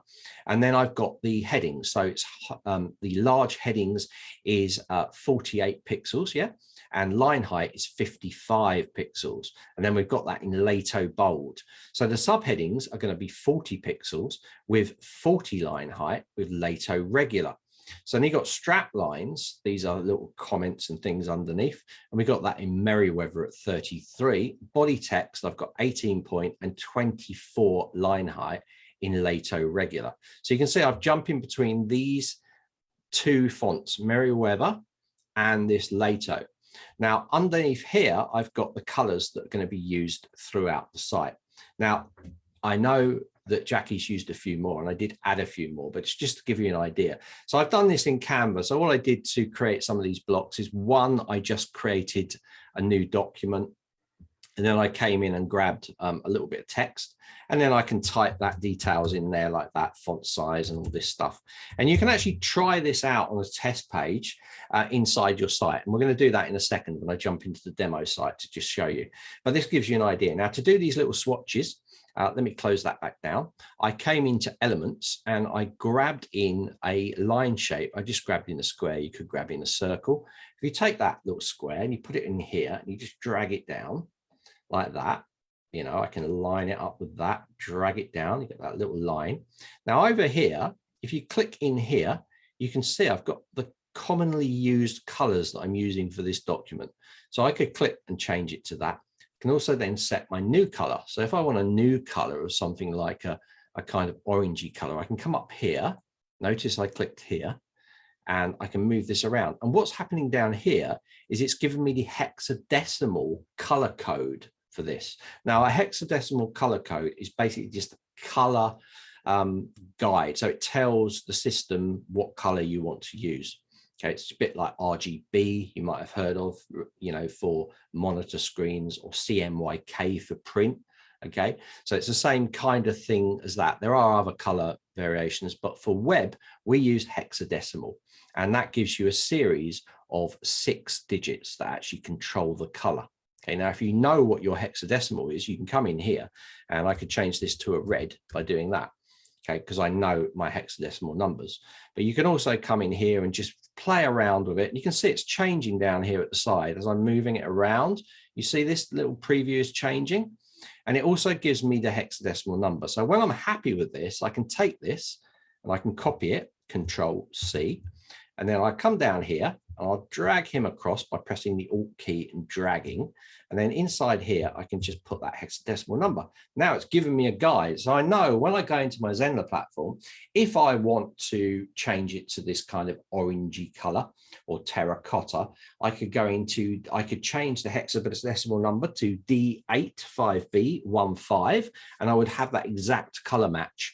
So not only inside your Zenler site, but also in other documents that you're creating. So if you're creating something in Word, or you're creating something like in a web application, or inside Photoshop, or inside lots of different systems, you've then got that color code. So it will match identically. This is called keeping your branding, or your color branding at least, consistent. Okay. So by doing that, it's a really quick way of you being able to create a sheet that's going to work for you. So with that in mind, and with what I've just done, I'm going to delete that one out. We're going to go into this site, going to have a look what Jackie did using this kind of idea and principles. Now, I haven't looked at this site for a while. I had a quick look this morning, so I know that she's following what we were saying. So this is her site here. She's kept it all very similar. She's made a few changes that have added quite a lot to this. So we've got a nice heading there inside of that size, heading size. Okay, she's got this nice sort of strap line in here at this size. Remember, the strap line is in here. Now, I haven't put a color on these because I've given her the flexibility of changing it a bit. And inside here, we've got this quote, which is again another one. This is italicized, but she's keeping it consistent throughout the site. So when you look at this site, it maintains that consistency of colors. As we work our way through, you're going to see here, we've got this color. This is a tint of that color with a background color behind it. She's gone into this gray color, which is here, and it's a bit darker, this version. And we got this color here as well, which was a new one. So, but you can see the consistency remains the same in the site. And we've also got a little bit of animation running in this as well. So she's done a little bit of move up or bounce up inside here. She's got a little bit of movement on here as we move through the site. And again, it's catching your eye, a little bit of movement on here as well. And then she's got soon to be available options where she's got some round things going on here, like option 1 and 2. So you can see she's got a lovely little image of here with her boys, and it all looks good. Then she's got a nice at the bottom, and I do recommend that you do this, is always have kind of a register up. So sign me up, just to gather leads. People visit and they're like, I'm interested in this, type their name, their email, bang, it's off. And then you can contact them and get in touch. So this is really nice what she's done here. So if I go to the About Us page, again, we're seeing a similar sort of thing. She's changed it a bit. I need to have a word with her about keeping that consistency of the at the top, because it does look different. It needs to be nice and bold like that with that side there. So you can see straight away, because you've designed this page and you've set your standards for your colors, for your primary colors, and you set it for your actual fonts that you're going to use. And she's only using 2 fonts on this site and keeping it consistent. It's looking good. But when you go into other pages, and I noticed this with a few design builds that I've done, where I've actually gone in and done a page, they've implemented the page, but they haven't followed through on the other pages. So I will be talking to Jackie about that, and she will sort it out, no problem. So you can see this is completely different. So it's not working. Now I'm going to go across to another site that we did the live build for. Again, go to our YouTube channel, and this is Sabrina's here. So Sabrina does English, and she's got this site. So we put this together for her. And again, following the format of colors and consistency of sizes and font, we're only using 2 here. She has come along and made some changes. I'm not sure about all of this, but it looks good. She's also got a little slider going for her reviews going on in there. And she's got a lovely picture down here and the connect with us here. But what she has done, if you go across to some of the other pages, you're going to see that she's implemented that same color strategy throughout, which instantly just gives it a consistent feel throughout the site, which is what we're aiming to achieve. So big points: keep consistency of the font. Don't have any more than 2. If you're a beginner at this, don't have any more than 2. 1 for the heading and the subheadings, 1 for the body text, okay, maybe little lines. Keep those fonts, 2 fonts. Set the sizes. We can test this later to set the sizes. I'm going to show you how to do that in a second. And keep those colors. So you want to make sure that you've got those colors and you're sticking to those. You've got the hexadecimal numbers there. You can create a simple thing like this inside of Canva, no problem, you know. So you can create that. You've got that. You can print that out. You can download it here. You can download it as a PDF to keep it on your desktop. So when you're working, you've always got that to look at. And that will then keep your brand consistent inside here. All right, so these are the main points. Now, what about for inspiration? Because, you know, we're talking about design things. It might be like, I don't know what font to use. I don't know what colors to use. Where do I start? So best place to start, if you're new to this, is to go to Google. So this is a site that I did here. I'm going to come back to this in a second. We're going to go into here, Google. So inside here, we have, say I'm doing a dog training site. I put dog training in here and I would just have a look at some sites to get some inspiration. So go into here, go, that's good. I really like the look of that. And I can turn that in. So I don't like that. That's a bit bad. You know, it's going over the top. Can't really see it. It's, by the way, this is image, not live text. So, but this is all good. And they've kept it fairly good. Size here is a size down here. So by looking at other sites, you can really get inspiration on what you want to achieve through just using Google. So you can come in here, Spirit Dog Training. What's this? Let's have a look at this. I'm using dog training because that's what I'm going to be using. I'm going to be doing a dog training site inside the live Sunday workshops. So you can see in here, again, a completely different look. So we just close that down and they've got a video in page. All of this can be easily done inside of Zenler. And this looks like a WordPress site to me, if I'm not mistaken. Yeah. But it gives you ideas. It gives you a place to start and you can start to absorb those information.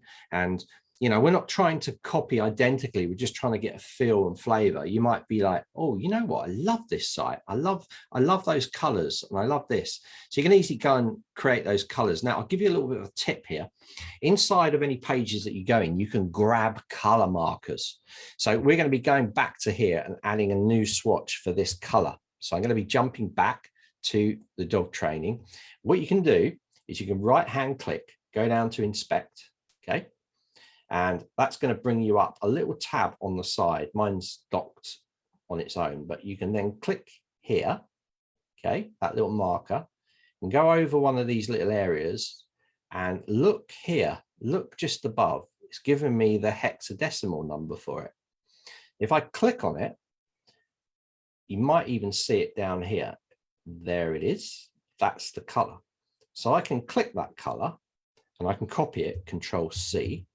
Jump back into Canva, click the color palette, go to add new and just paste Control V, that color in there.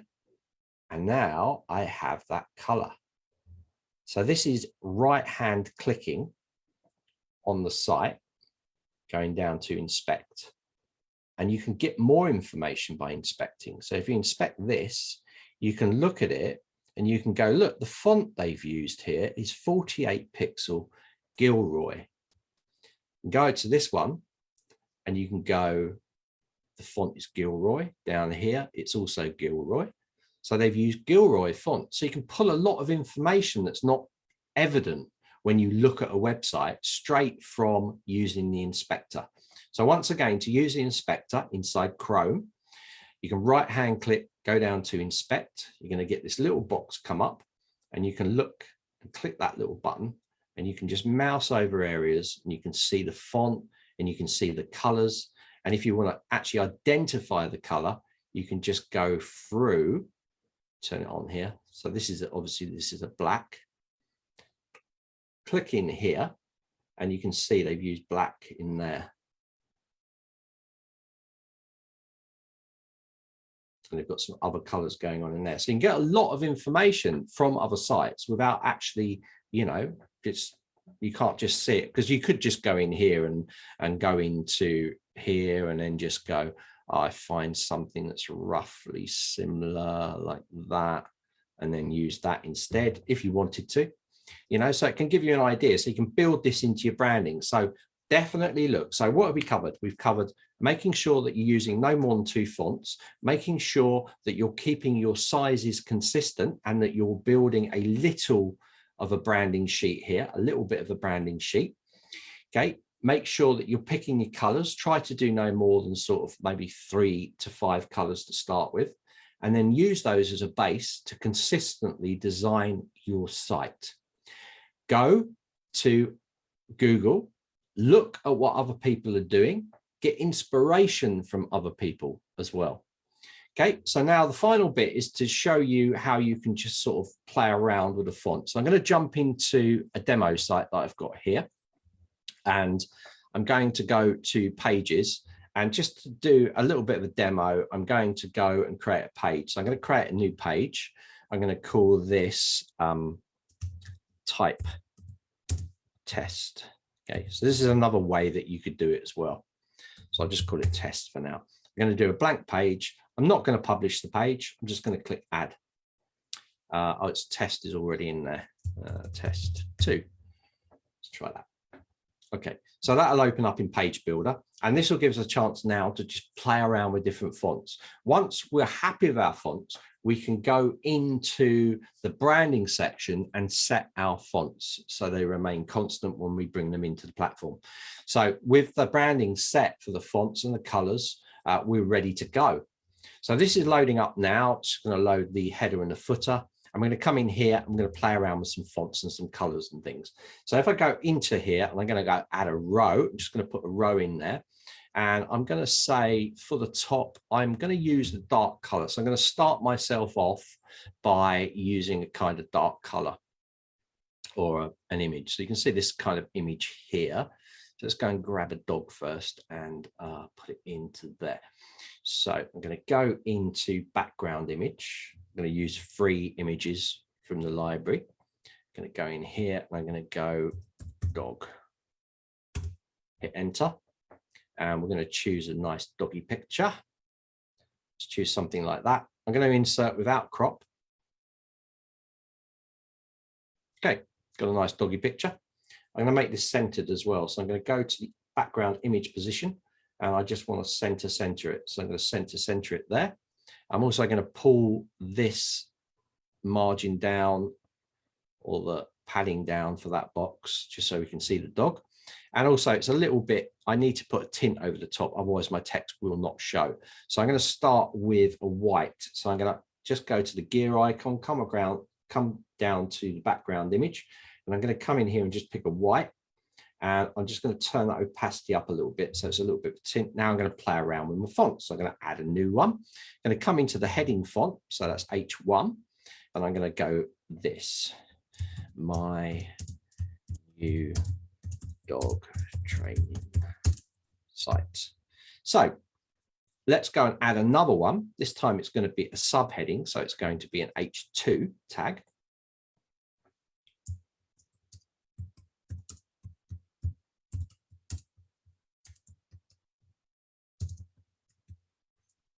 So something like that, you know, nothing. And then finally, I'm going to put some body text. So I'm going to click that little plus. I'm going to go down to the text. I'm going to drop in some text there. I'm going to leave this as Loriem text. So now I've got this set up, I can now play around with things like the font type. So I'm going to go and click the gear icon in here, and I can merrily go and try out different fonts. So this is that Merriweather one, which doesn't look good for this. So I don't like it.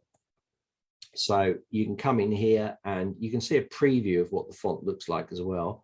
So I quite like Montserrat. So I'm going to choose Montserrat here. And I'm also going to choose the style for this. I'm going to leave it as bold. So I like Montserrat, so I've decided on that. So for my size for this, I'm going to put this on 44. See how it looks. That looks nice. I'm going to choose this one now. I'm going to put that into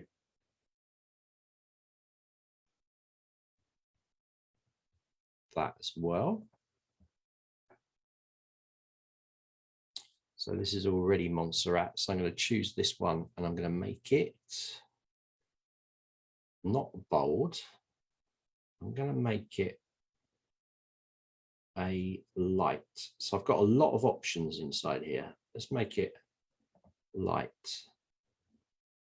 Okay, and I want to bring this up or bring it down to 24. Yeah, and I'm going to change the spacing there to bring it tighter to that title. I'm going to take the spacing from the top to bring it tighter to the here.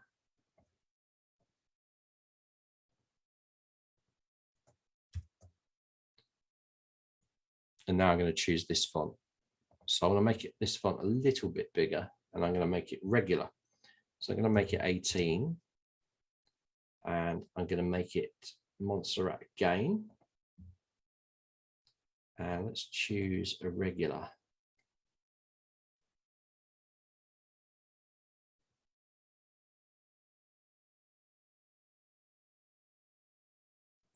And this is where you can have fun because you're just testing out and seeing.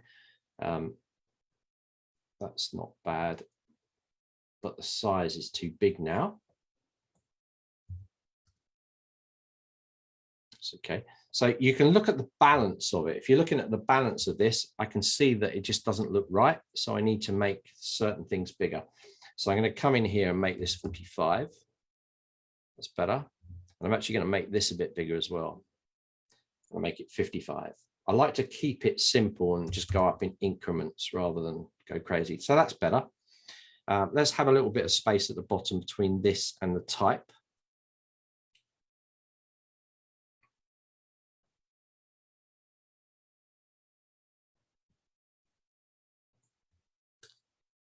Great. Now let's play around with some colors. So I'm going to choose that color that we had in here, which was, this is a good way to do it. Just click in here, copy this, jump back.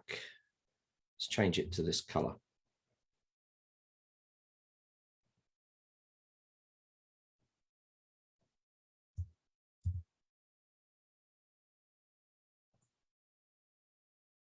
Okay. And you can see how you can quickly get your colors. So now I know that for this site, I'm using Montserrat. I'm using, that's for the whole site. So I'm not even using two. For this one, I'm going to be using the lighter version down here. And it's still a little bit too big. I just need to change that. Yeah. Might even take that into a gray. Yeah, but you can see quickly you can get this. So I know that this one, for instance, is Montserrat here. I've got it as 16, but I think I'm going to bring it down a little bit more. And that looks better. And then I can save that and I can preview it. So this is my first block done. This is my main block when you enter the site. So I will be making sure that everything else is based upon this. So let's click done to that and preview it.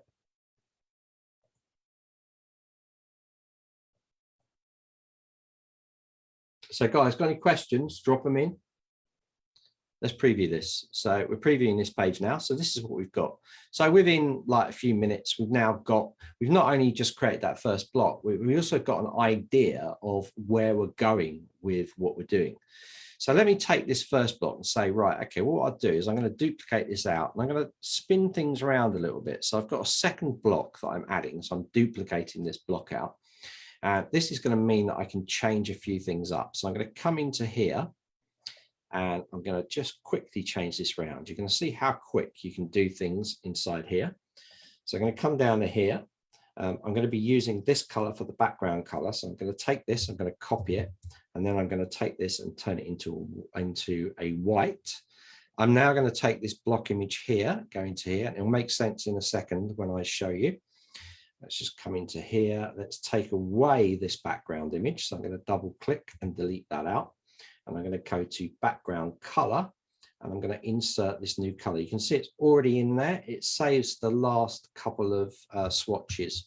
So, but I've already got that. So I'm going to put that in there. I've got an overlay turned on, which I'm going to turn off. Bang.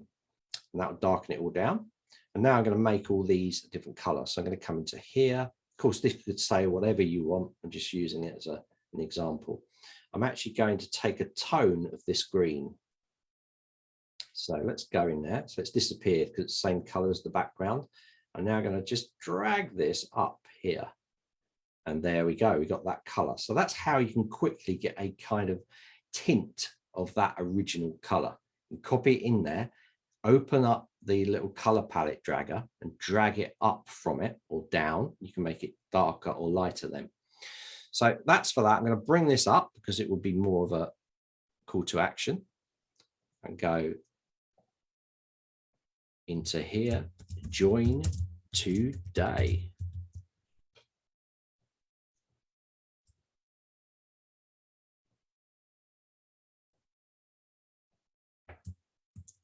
Get news of our release.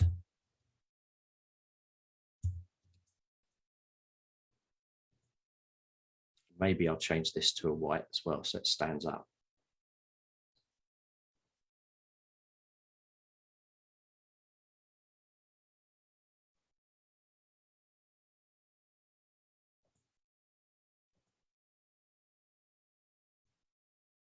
Okay, and then you can drop a form in here if you want to. So let's go and add a new element.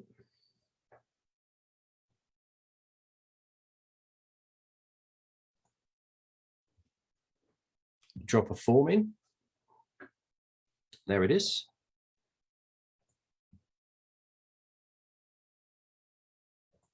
Go into settings.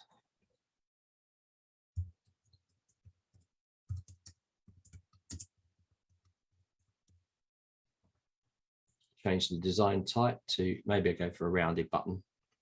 And I change the border around here.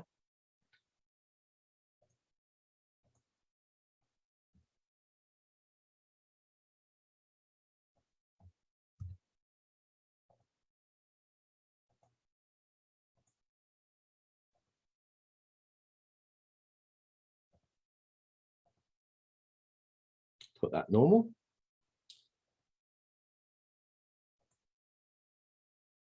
come into the form settings. I'm just going to move a bit of spacing in on this side, roughly the same this side.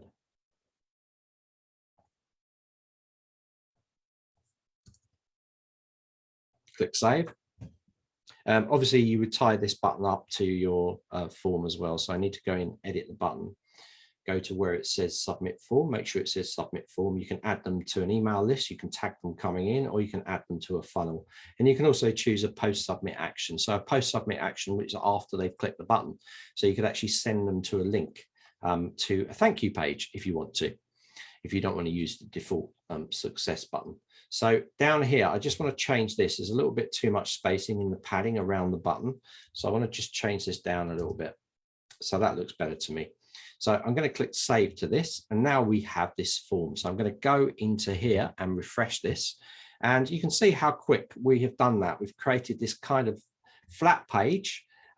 And you can get sign up straight away. Now, you know, we could go to another degree. If you haven't finished your course because you haven't finished setting all of this stuff up, we don't need to put it in there. We can delete it out because this can be a holding page for the front. So if I want to, I can go up to the menu system here and I can just delete it out. Don't worry, guys, you can add it in again easily. You can just come down to blocks and you can actually just add that header navigation in again. If I go down to here and see the dynamic one, we can drag that up there and bang, it appears back in position. So, but for this, I want to get rid of it because pretend I'm working on all the other pages and I don't want people to see them. Then I can just get rid of the header and I can get rid of the footer inside here to create a kind of landing page. Now, once I've got this landing page, I can then set that to the home page. So this becomes the home page for this site. So remember, this is demo.newzenler.com. So I'm going to copy this and I'm just going to go back into the site now. I've got this page set up. Let's have a look at it. Inside here, the header and the footer will disappear. And we can call this a landing page for getting signups before we've created our site or any of our course content. So let's go into pages now and go to home page. And I'm now going to set that page for that one. So if you go down here, you can see this is the test page. Let me just check to make sure I've got the right page. So type test is the name of the page. So I'm going to go into home page now and I'm going to look for that one. It says type test here. I'm going to do that for both logged in, logged out users, and I'm going to click save. So now I'm going to choose this URL and this is going to be the only page that's displayed for this site. So if I go into incognito mode and I hit this, then nothing happens because I haven't published the page. Remember that. We need to publish the page. So I'm going to go into the pages again. I've got the page here. You can see it's unpublished. I'm going to hit the gear icon and I'm going to click publish page. Now I'm going to click update. And now it will work. So I always like it when these little things happen and it's like, oh, that wasn't supposed to happen, because I can show you quickly how to solve that problem. It's always good to have things go wrong. And there we go. So now we have a beautiful page that's ready for people to sign up. And we haven't, remember, we haven't even created a site, but we've set our branding style. So all we've used there is white, black, and this green, and a tint of that green. And we have a branding style we can run through the rest of our site and our courses. So how cool is that? That's pretty good, isn't it? You know, it doesn't take much to create a really good looking site, as if a designer has done it using those main things. And remember, all we were working from is choosing our color, looking at example sites like this, choosing our colors, choosing two, or in this case, one font, and getting a consistent professional looking site done in a matter of like 15-20 minutes. So we half created a branding sheet for us for this. I haven't looked into creating avatars and that sort of thing. That's a different thing. Again, check out the tutorials.newzenler site, check out branding and design, where Ian Hamilton talks all about avatars and finding your niche for your particular market. But as a demonstration for a newcomer to design, it's not that hard, is it? It's like you've just got to choose a font that you like by playing around, looking at other examples of sites, using that inspector method to choose colors and to check out what fonts they're using. Go into a page, a blank page, play around, see something that looks good and consistent, and then put that into this branding sheet. And then you've got a sheet to follow, and you can build a page like this in minutes. And remember, you can still work on your site. So I've now got a page here where people could find me. I could send people to this page, demo@newzenler.com, and I could capture their email details, their name and their email details.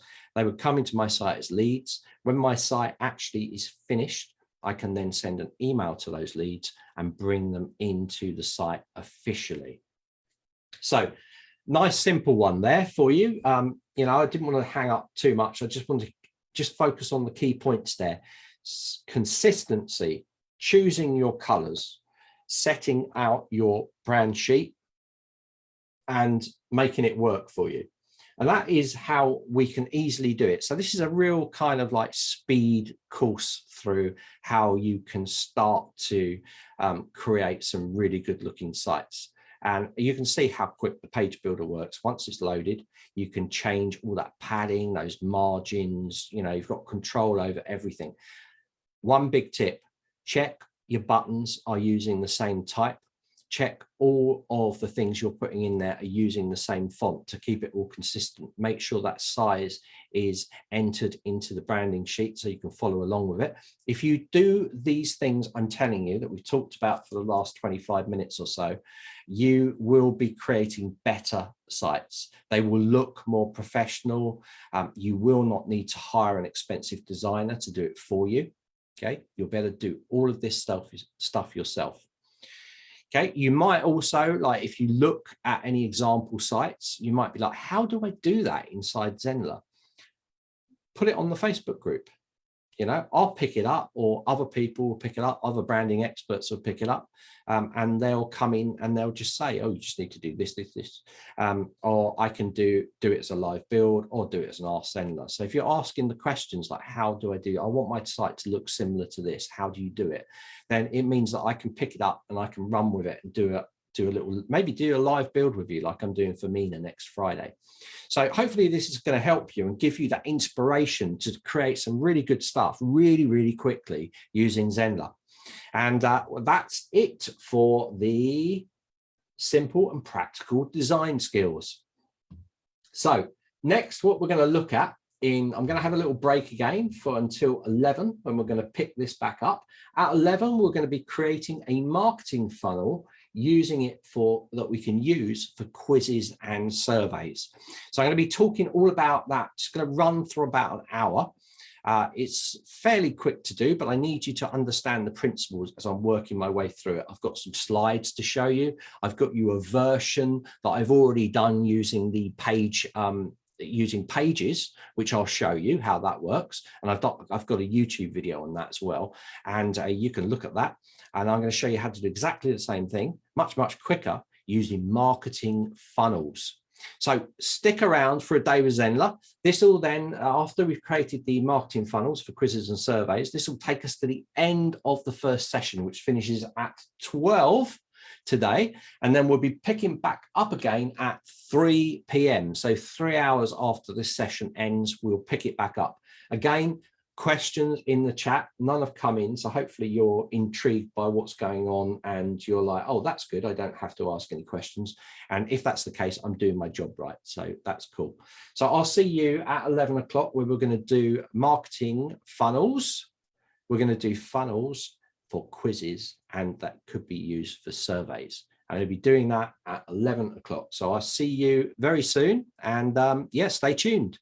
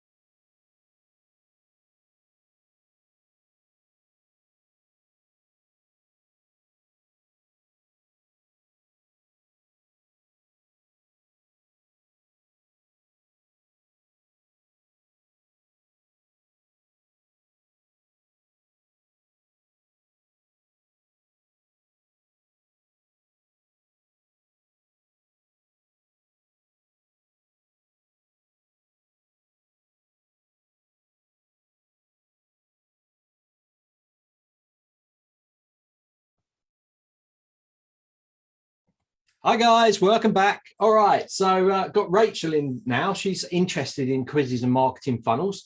So what I'm going to do is I'm going to show you how I kind of design these things if I'm designing it. To be honest, I don't do this a lot. So I did this for this specific case study.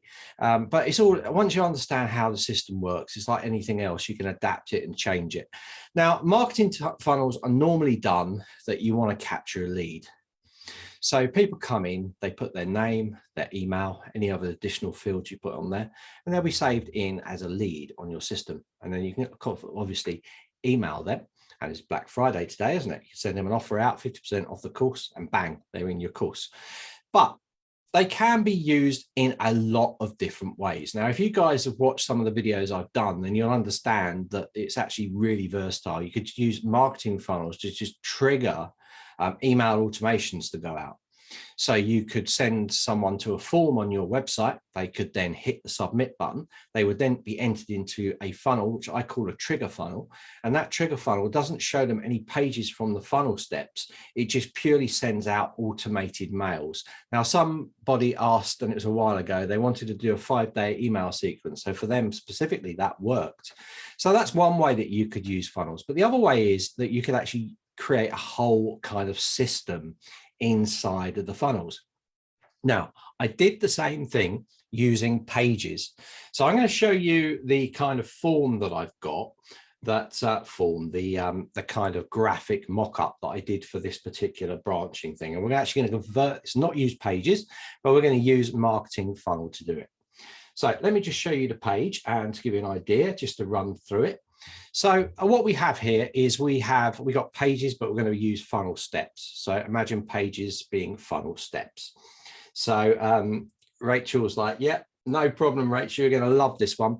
So the first one we got here is we had a page that we set up, and this was the first initial question. So want to find the perfect learning management system for your school? This quiz will point you in the right product for your business. So the right product for your business. Click start. So that's one page. Now they go into another page, which is page 2, and then they see a series of buttons. So it's like, what is the most important to you? So they might click ease of use. They might click being able to coach or marketing funnels. Whichever one they click, they then get some further information on what that is. So being able to coach, for instance, more and more instructors are going online to teach to groups of 1 or one-to-ones. This is a very important aspect of your choice in platform based on the information. We will now narrow the search. Remember, we're giving them the illusion that we're searching through the system for the best platform for them. But in actual fact, the best platform is always going to be, as we all know, Zenler. So that's where we're going to send them. So at the moment, what you're seeing is you're seeing that they'll come down, and now it's branching. It's going to 3 different areas. And then it's coming down. They're then clicking through to the next one, and they're going to say question 2. How much a year do you want to pay? So more than 2,000, more than 1,500, less than 1,000. Now, whichever one they click through, they've got the same answer here. So we've found the perfect platform for you. Then they click continue, and they're taken to Zenler. So I'm going to show you how this is working inside when we built it with pages. And then we're going to look, and I'm going to show you how we can do it with marketing funnels. So Philippa, yeah, it's okay. You can, when this recording's finished, it's going to be on the Facebook group. So if you want to watch the replay, you can. We'll also be posting it onto our YouTube channel tomorrow morning. So both versions will go up on there as well for the day with Zenler. So carrying on, this is the page. So I'm going to be flicking the PDF so I can take you through the steps. So you understand the most important thing here is understand the principles, whether we're doing it as pages, whether we're doing it as a marketing funnel, it doesn't matter as long as you understand the basics. So the first one is want to find the perfect learning management system. That's this page. So this page you're looking at here is this page, page 1. All right. So we're going to go here and we're going to go click started. Now I want to show you the pages that we set up. I only show it to you once, but these are the pages that we set up to do this whole sequence. All right, so a lot of pages. I think there was about 11. So you can see these are the pages. Okay, and you're going to see in marketing funnels, obviously it clutters your pages up. So the best way to do it is marketing funnels, because they're separate and they're contained in one little area. So this is going to be really good for you. So this is the page we're on, and we're going to click get started. So click get started. We're then going to go through to this, which is the next page here. What's the most important to you? What is most important to you? Ease of use, being able to coach, marketing tools. Let's click marketing tools. Out, you're going to see a little animated GIF running here, which is just showing that it's kind of like it's analyzing the process. It's not, it's just a little bit of animated GIF running, okay, that just shows that, oh, it's analyzing it. It's not really, it's just, it doesn't matter. So you can see here, you answered marketing tools. So we've given them that there's a reactive answer. That's what you answered. So the system's giving you a little bit of information about, yes, that is what I answered. And then it's giving you a bit of information about here. So this is, we are now in, remember, we've gone to this, we're now in this. So the platform with the plethora of marketing tools, blah, blah, blah. Question 1C. Remember question 1, question 1A, question 1, question 1B, question 1C, okay? For planning is key here. So I'm going to go back one, just so you can see if I click this one, I'm going to go through to you answered being able to coach. Let me flick this back up and you'll get the idea. Being able to coach is this one. And then I'm going to go back. I'm going to go to this one now. So I'm going to go to ease of use. So we go back, ease of use. So you're going to notice, there we go. We're going through again. You answered this. So it now says question 2. So all of these 3 that you've looked at here, here, and here will take you to the question 2 page here, right? So it's page 3, question 2. So all of these are going to take you to this page, dump, dump, and dump, yeah? So now let's click that. So I'm going to click that, and it's going to take me to how much per year. So we go to this one, and it's going to say how much per year, 1,000, 1,500, 2,000. And again, when we click through, it's going to take us through to the next bit. So we go click this and it goes, you answered less than 1,000. We have found the perfect platform for you. This is nicely in green now. All of them will say the same thing, doesn't matter, and all going through to the same place. So I'm just clicking back here to go through it. Okay. And we will now form through. So you've got this and we're giving these answers. So the last part is the final page. Now, imagine you could branch this out in different areas. Okay, so you can use pages or you can use marketing funnels to do exactly the same thing. And we haven't even started the funnels yet. So let's click one of these, doesn't matter which one. We're going to go through to the same page, which is the last page. And we're going to click this and it's going to go based on your answers. The best platform for you is, and then we've got Zenler here to get the full breakdown of features, fill out the form below. So now we are capturing. So unlike marketing funnels where we're capturing data at the beginning, where sign up for here and you can get this free PDF, or sign up for here and you can watch 5 days of videos. We're actually just taking the details at the end of the cycle. So we're not trying to grab the details at the beginning. We'll get capturing it at the end.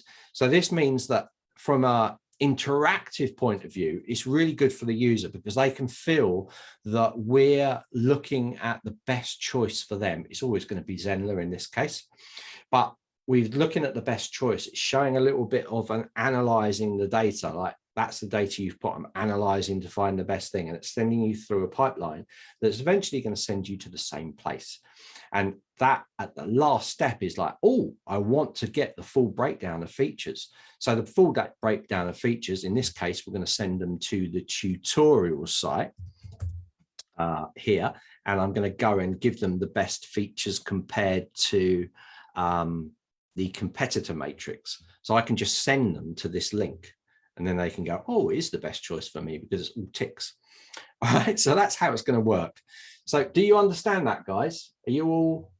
Let's have a look. I'm watching now, but follow and copy each step. Yeah, exactly. I've gone through it quite quickly. So you just need to kind of mull it over in your head, and you'll get it. Right. So let's have a look. I'm watching now, but follow each step. So you draw the funnel steps out first before creating them. Rachel, I would, because these things can get really complicated. If you've been doing this stuff for a long time, then it might be a case that you go, oh, it's all right. You know, I can multitask the steps in my mind and visualize it as I'm going through. And if you can, good for you. You know, you'll probably have quite a high IQ if you can do that, because it can get really confusing, especially if, remember, we're looking at building the path out, bringing it back down. But you could bring the path out and split the path off and end the path at different forms at the end if you want to get really, but that's just going to take too long to create that as a course, as a workshop. But maybe I'll do one of my Sunday lives on that, showing how you could really split things out based on answers. But you can do whatever you like. We're just sending them on a path that you set. So you set where they're going to next, and you set where they're going to end up. So a start and a destination is up to you. However you break it off is again up to you. So no, Rachel, it's fine. Funnels can be, funnels are not hard. They're just steps of actions. And when someone enrolls, then emails come out through when they enroll, because the only way automated emails can go out for people is if we have a name and an email address for the emails to go out to. So we can't send emails out before they put any details in, because we don't know who they are. So that's how it works. So normally a marketing funnel would be an opt-in, so it'd be a name and an email. Then there would be a series of things that you want them to see, and you might send, so as soon as they put their name and email in, then automated emails go out based on however frequent you want them to go out, however many you want them to go out, that gives them additional information to go to the next step in the funnel. And that's how you can create this kind of interactive experience. You could, if you were thinking about it, you could turn it into a course. You know, you could use a marketing funnel as a course and send people through it, but you'd need to take payment through a course, and then you need to direct them to the funnel to do that. So can you still capture their email at the beginning though? That's not the point of it. You could capture it at the beginning. You could do the opt-in form at the beginning and then use it as a normal funnel, and then just say, so I understand what you mean. So you could put something like, do you want us to find the perfect learning management system for you? Enter your name and email, and you'll get an email with our quiz, and then you could send them on the path. So yes, you could. But in this case, we're just jumping straight into it, causing that initial excitement by getting them to be able to click straight away. And only when they get to the end, we're saying, do you want this free report? Do you want this, whatever? It doesn't have to be a PDF. It doesn't have to be anything. It could just be Zenler and then a link to the Zenler website. It could be whatever you want, however you think creatively. But that is why it's really important to maybe jot something down. Even, I'm not saying that you have to do an elaborate graphics like I just showed you. You could have a pen and paper scrapbook, and you could just write down the kind of flow and what you want to achieve. And as long as you understand this principle, it will be really easy for you to create marketing funnels or pages. Yep. So Rachel, right, let's begin. Right, let's do this. So I'm going to just close a few windows down here so I'm not confusing the world. All right. And we're going to create a new funnel. So let's go and share my screen again. And I've got some graphics already set up in one of my folders that I did for this thing here. So I've got this simple PDF that you saw of that layout things there, and I've got this graphic here which is 1920 by 1080. It's HD size, so I'm going to be using that in here to mirror this kind of look and feel of this page. It's not going to be identical because we don't want to do the same thing over again. It's boring. So let's go into our marketing funnels now, and let's go create a new funnel. Now, I don't care which one of these I'm going to pick, but I'm going to pick lead magnet and I'm going to click next. The name of it, this is really important. So we're going to call this quiz for Zenler Platform. And I'm not going to put a freebie download because that just puts a link to the freebie in there at the end. I prefer to do it all manually. You can also launch a course at the end of it if you wanted to as well. So if you've got a course, you could launch a course at the end of it. It'll automatically pop up at the end. I'm not going to do that either. We're going to click next. And it really doesn't matter which one of these templates that I pick. You'll notice that if you click them, they come up. It doesn't matter because I'm going to be redesigning it all anyway. So let's click next and choose which one. So we're going to go back to layouts. So I'll probably choose something like, I'm just trying to find one that's going to kind of look a little bit, yeah, maybe that one. Well, I don't know, or that one. Yeah, I'll just use that one. It's all right. As I said, I'm going to completely format it anyway. So we're going to click finish here. Right. So here we go. We've got our opt-in step. So let's have a look at this funnel that has automatically been created. I'm going to click preview page. And this is it. Well, I don't really want this because one, I don't want to capture their details at this stage. And two, I don't want this kind of formatting and look of it. So I'm not going to have that one. So what I'm going to do is I'm going to go through and we're just going to remove this out. So I'm going to click. Let's just edit this. So the first thing I'm going to do is we've got quiz for platform. I'm going to type in here, start.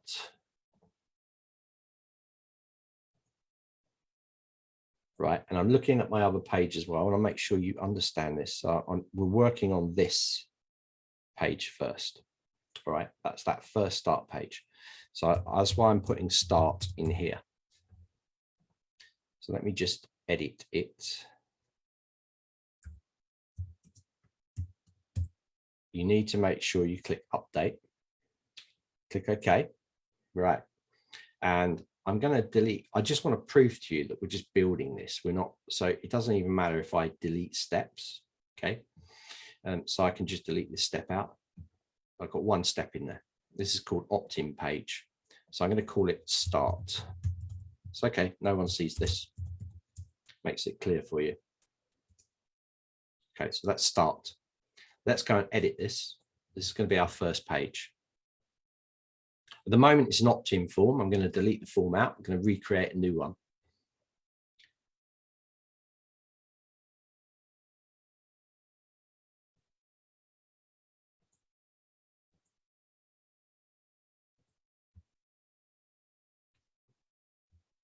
Okay. So, right. Here we go. So I'm going to come in here and I'm going to go down to this, add a new block, and I'm going to add an empty block. And I'm going to get rid of this like that. Okay, so I've got a clean slate to start working on. So I'm going to add a row. We're going to add one row here. And inside that row, I'm going to add an element, in this case, an image. And we're going to upload our image. Now I can upload from my desktop by clicking upload, and then I go and find the funnels, which is here, and I could upload there, but I've already got it uploaded. So I'm going to click this and there it is.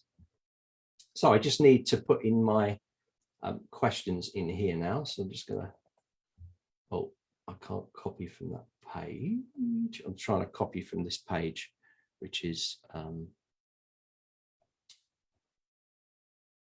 not going to let me. So I'm going to copy the text from the page here. This is just to speed up this production of this. There's nothing, you know, you already have your text already written out. So I just want to go in and copy this text from the page. So I'm going to go in here. Okay. Good. Let's put that there. All right. Let's take this, Copy. Notice this is on a blue background as well. So that'd be nice to have the blue background. So I think I will do that.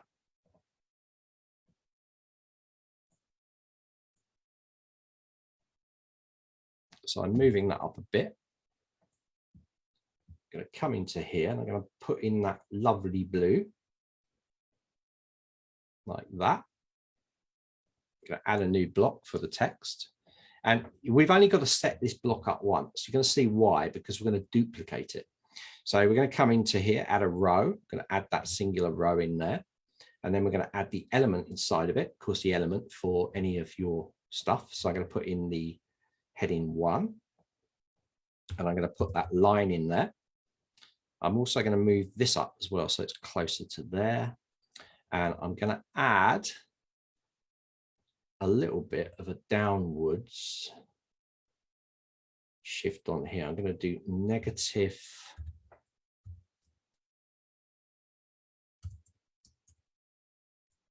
-80, just so it gets it a little bit closer. All right, good. So I'm going to take this next one now. We go and check the actual form. You can see that it's this one here. So I'm making life easy for myself because I've already done the pages, so I just need to add it in. So I'm going to use an H2 heading for this. It really doesn't matter what you use, guys. So there we go. And now we need to add the all-important button. So we're going to be creating this. We're going to be linking it all up later. So I'm not going to add the link to this button yet, but we're going to be doing that in a minute. So let me click button there. Click that button. I'm going to go into the settings for this button. And what did I say for this button? Get started. Okay. So I'm going to go to the design for the button. We'll choose the little rounded lozenge there. And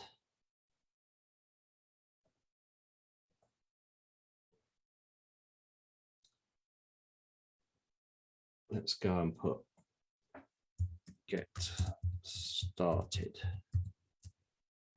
Okay, and our action will be go to link. Okay.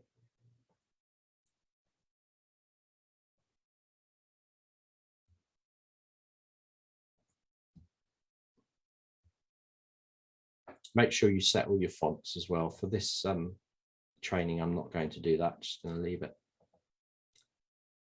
Let's make this a bit darker. We'll come down here.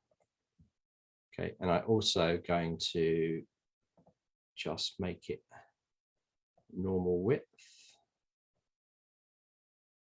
Okay, and click save. You can SEO it as well. It's always best practice. Save that out. So that's our first step completed. Let's preview this first step. There it is. So my negative down on here is a little bit too much.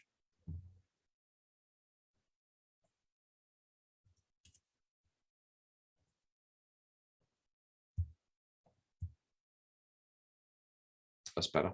Okay, so that looks fine to me. So this is really important. This first step is really important because this is going to be setting what you're going to be basing everything on. So we got that first step. We previewed it. Looks good. We're going to now move on to the next step. So the next step will be page 2, where we're going to have 3 buttons. Okay, here. Okay, so this will be Q1. So page 2, Q1. All right.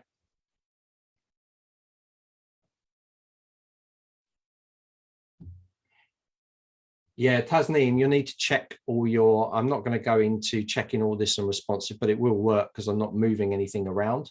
So you need to check it in responsive mode yourself. So as not to hold up this, I'm going to be moving through this pretty quickly. So I'm going to now clone this step and I'm going to click clone. And cloning will mean that it's actually kept that formatting. So it's kept all that stuff. So that's why I like to do one, delete it out, and then move on to the next one. So this is question 1. Okay, so this could be really handy putting these up here. And I'm going to go in here and we're going to say Q1. Click update. Are you sure? Yes, I'm sure. And now I'm going to go into this. I'm going to edit this step. Let me close that one down. For now, I'm just going to drag this off to there.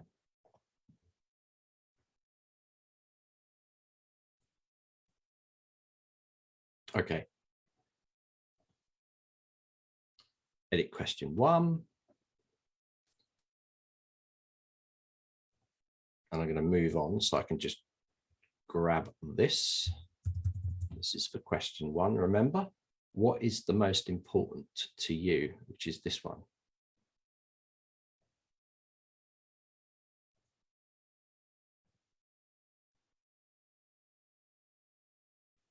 And then I've got 3 buttons.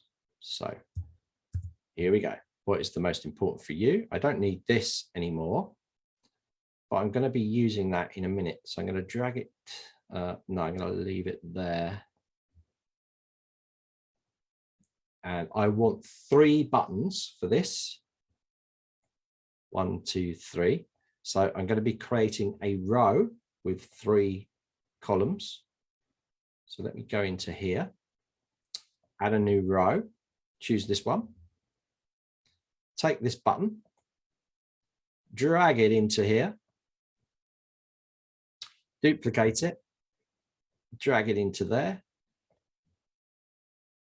duplicate it again, drag it into there, and I just need to label them now. So ease of use, being able to coach one-to-one. So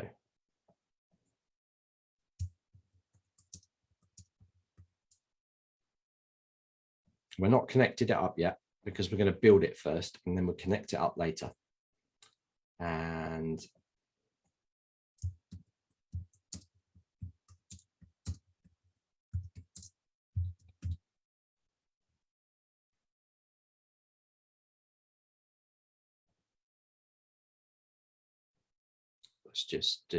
let's change this. I'll just put live.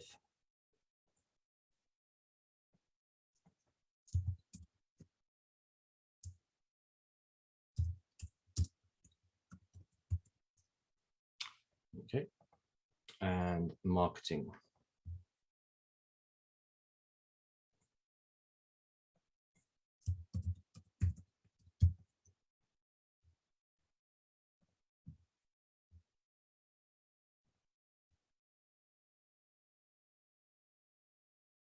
Again, make sure you SEO your pages. Let's check this page. Looks good. 3 buttons. So we have done this page now. Okay, we've done this and this, this. So now we need to do the next page, which is going to say your answer was ease of use, your answer was live coaching, your answer was marketing, and then have this information over it to show that there's interaction going on. So again, I've got that quiz open, so I'm going to click one of those so I can see. I'm not going to put this analyzer bar in. I think that would just confuse you because you'd be asking me how I did it, and then I'd have to show you how to do all that in Canva and stuff. So I'm not going to do that, but I've done that and saved that. So we're all good. I've seen the preview. That looks good. So let's move on to the next step. So this one here, clone the step.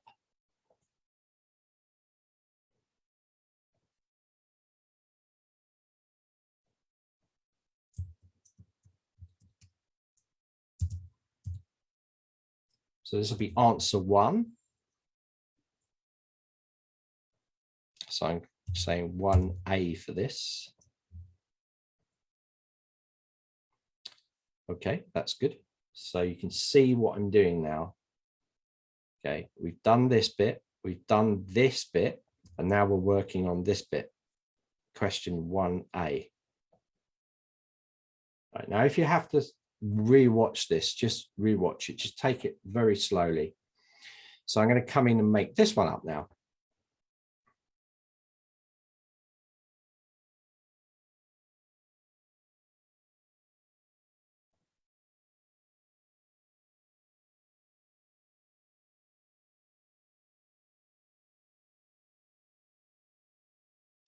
Yeah, Tasneem, I have actually got videos on how the responsive behavior in Zenler works. Just go on our YouTube channel and just Google out responsiveness. If I have time, I'll quickly show you, but let's just do this for you.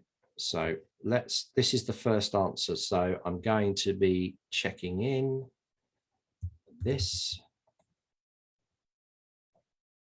And I'm going to put that in there. You answered, and let's do a line down there. And then I can put in some additional information. I don't need this, by the way, for this one, because it's information for the next. Oh, hold on. But I will use this for the button later. So I'm going to come in here, delete this one out.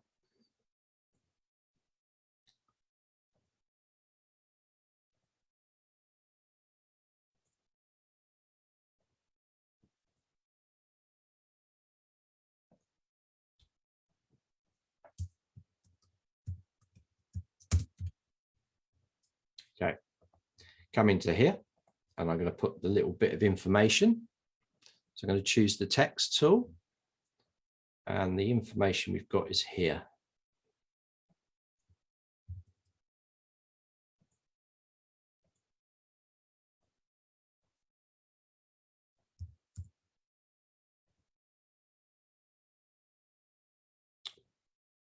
Apologies, guys, got to move back, ease of use.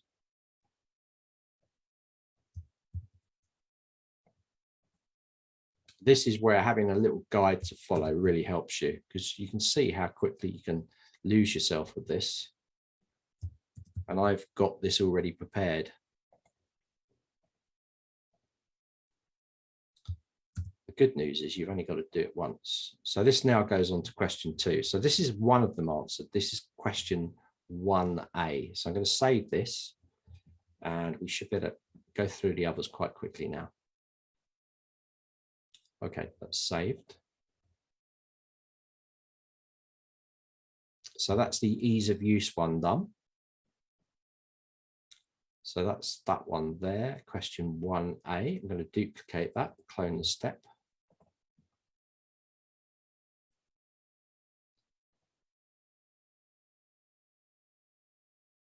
This is 1B. I can edit this. And 1B will be this one here.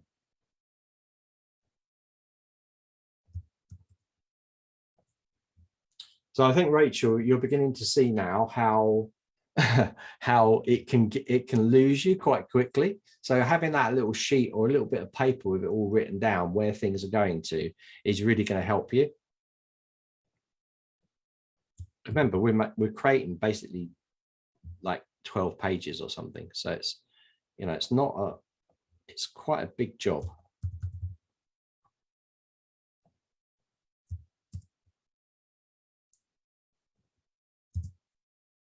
Oh, that's good.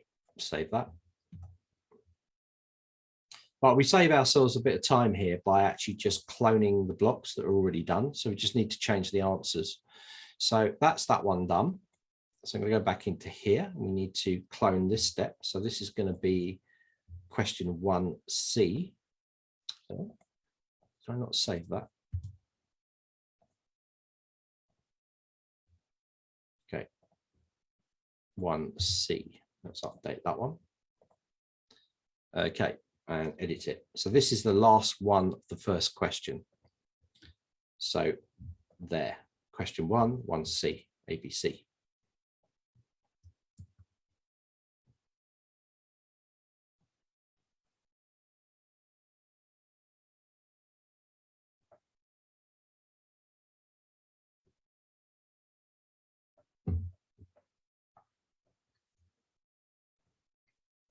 All right, and you answered marketing tools.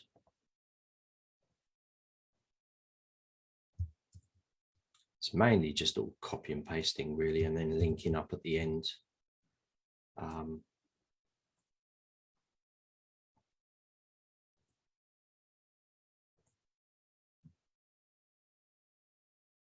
All right, so we created those through. So where are we up to?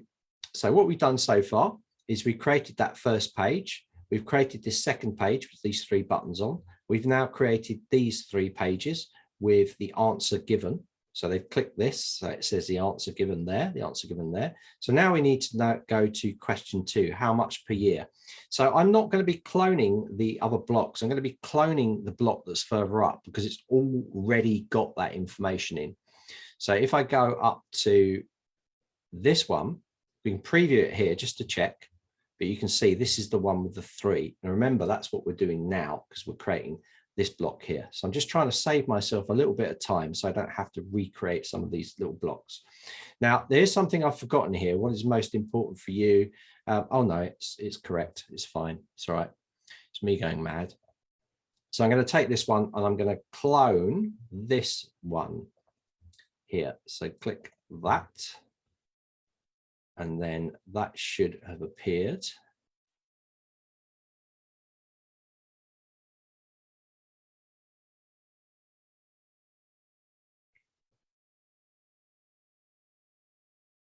There it is. And I'm going to take that and I'm going to drag it down the bottom. I'm changing the sequence. Let's just double check that I've got my 3 buttons. Yep, that's good. So I can edit this one now.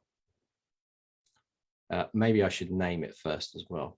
So let's come in here and name this question 2 update.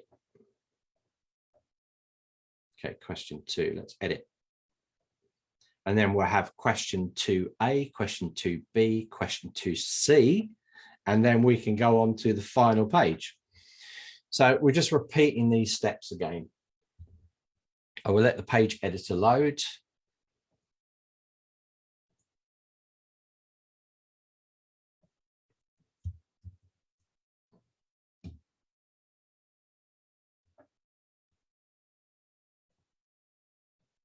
Maybe it'd be a good idea to put a question in here.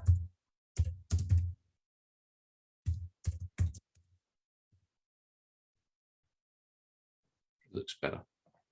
Okay, so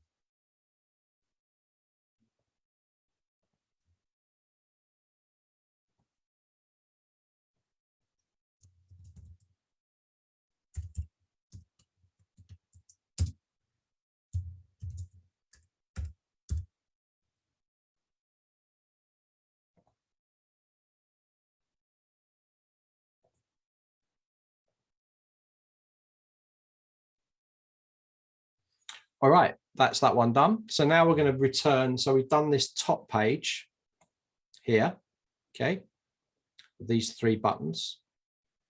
Now we want to do this Q2A, Q2B, Q2C with this information. So I'm going to be copying these, one of these, and I can drag it below like we did for the other button. And this again saves us a lot of time. So I'll choose one of these. It doesn't matter which one. Let's just copy this one. Okay, there's the copy there. I'm going to drag it to the bottom. So I love the way you can just delete blocks out, you know, delete funnel steps out, add new steps in, move them around. It all saves a lot of time. And click update. So this will be question 2A. And we're going to edit this step, which will be less than. So there we go.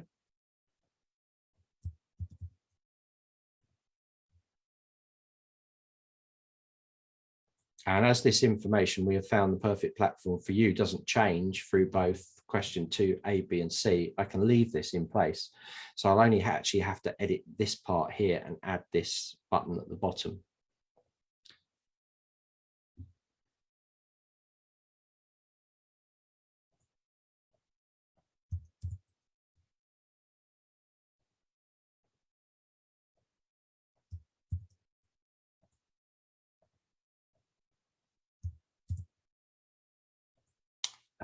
let's go and change this to a green one. This is the last step.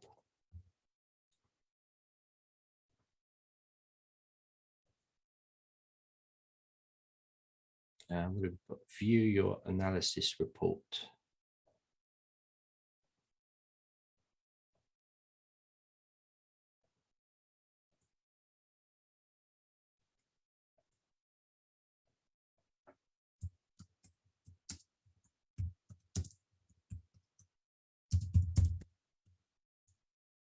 Okay, just going to get rid of this. I'm right, by the way, guys, to get rid of, if you've created a row, one column, one row with multiple columns, if you go over the column and you right hand click, you can actually delete the column. And this is quite handy. So I can delete this column here. And there we go. So that looks good. I'm going to save that.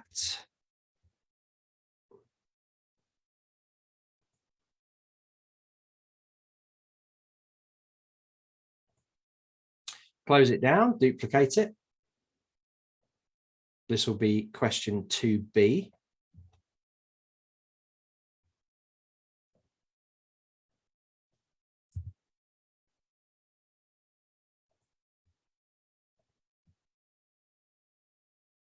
Okay, and I'm going to edit that one. That will be the next step, which is this one.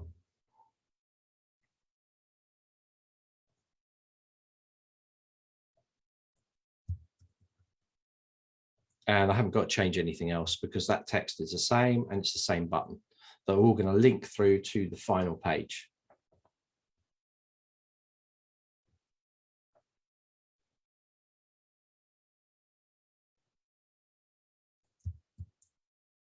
That's it.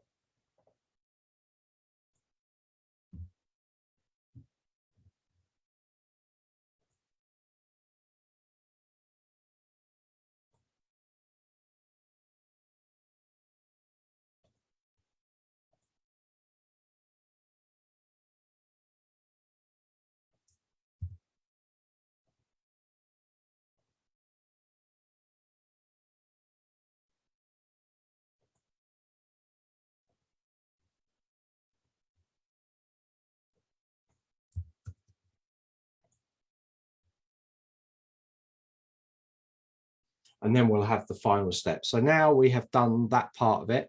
We've done this, this, this, and this, this, this. Then we have that final page to design. And that's going to be the most important page because that's going to give the answer that they've been looking for. And it's also going to give you the chance to capture their email and lead. So we found that and we're in there and I'm going to save it. So I'm going to do that final page and then we're going to link the whole thing up and test it. And then we've got a self-contained funnel with all these steps that are working in a kind of quiz way. So quiz or a survey type way. So let me save that out. And the final page we've got here is this. So we're going to be reproducing this.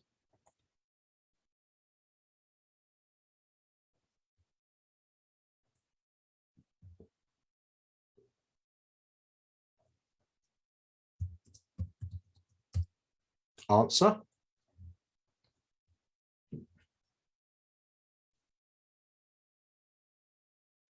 And edit step.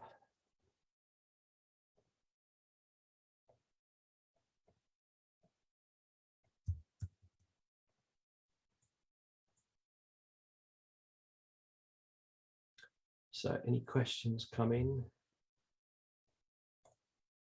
How are you doing with this, guys? Are you keeping up with me or am I just like frazzling your mind? You can make something simpler. Just try it with like 3 or 4 pages to start with to get the idea. And then, you know, it's going to be easy then. Trust me, it's easier than it actually is to do because it's just like working through things. So I'm going to just put this one in here. You can set this out however you like. This is pretty important, this text I've got here. So I'm actually going to make it a bit bigger. I come into the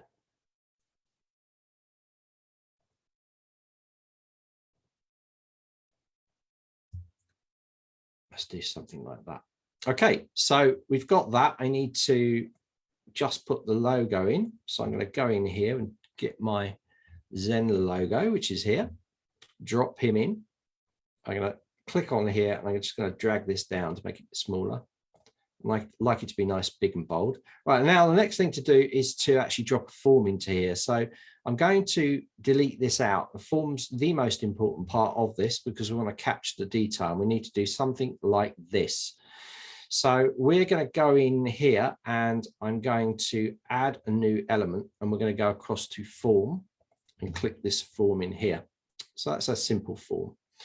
So we're going to go get your free breakdown of features on this platform.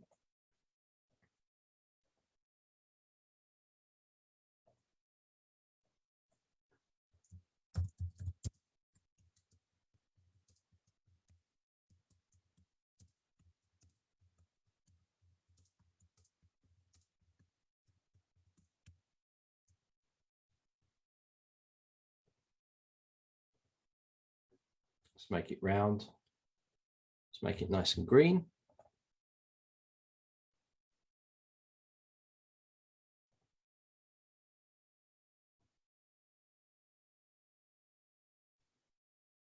That's all the details I want to take.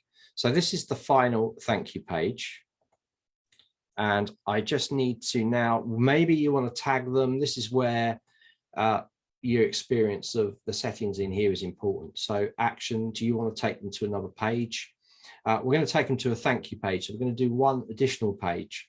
And that's where the link's going to go to. Now, you can also add them into another funnel or into an email list that you've created. And you can also tag them as they come in as well. So I'm going to add a tag in here just so you can see quiz taken. Okay. Hit enter there. There's that little thing.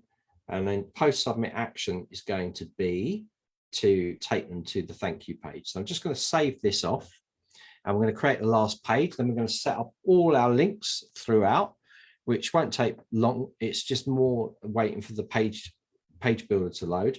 But I'm going to clone the step in here just to do thank you. So it's the last page that we've got. I come into here and I always like to do a thank you page at the end. That's good. So we've got that little page. I'm just going to click edit in here. And then we can connect it all up. And we should have created this same fill. So I've kind of finished with looking at the page-based version. So I'm going to close that down. And we'll just finish the thank you page and then connect it all up. And that, again, when you connect it all up, that's when it's really important to, you know, follow that little guide that you've written out. So it'll help.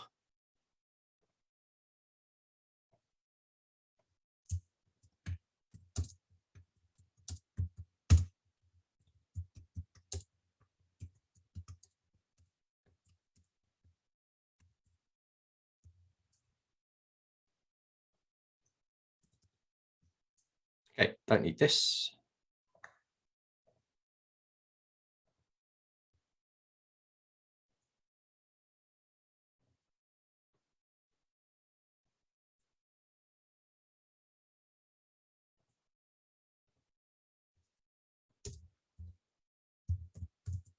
Oh, what's going on?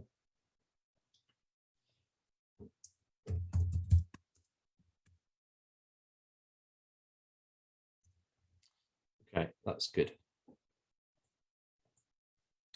Right, done. All right, let's go back now and link it all up. So I can close that one down once I've made sure it's saved. And we can start linking. So let's go right back up the chain to the first one. So this first button needs to link to this one. So the first thing I'm going to do is I'm going to copy the URL from this one. And I'm going to go to the first one. We're going to go edit step. And I'm going to put that link in there because I've copied it. And that will take us from the first getting started into the first question. And then we're going to link the first question, 3 buttons, to each of the 3 answers and repeat, repeat, repeat.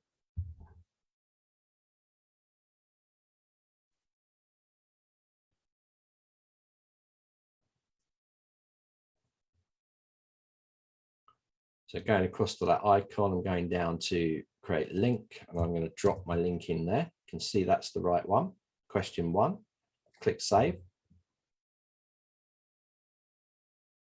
It's good. You can test it if you like, especially if you've not done this before. Just click that little preview button and just click this. Just make sure you're going through to the next one, which is correct. That works.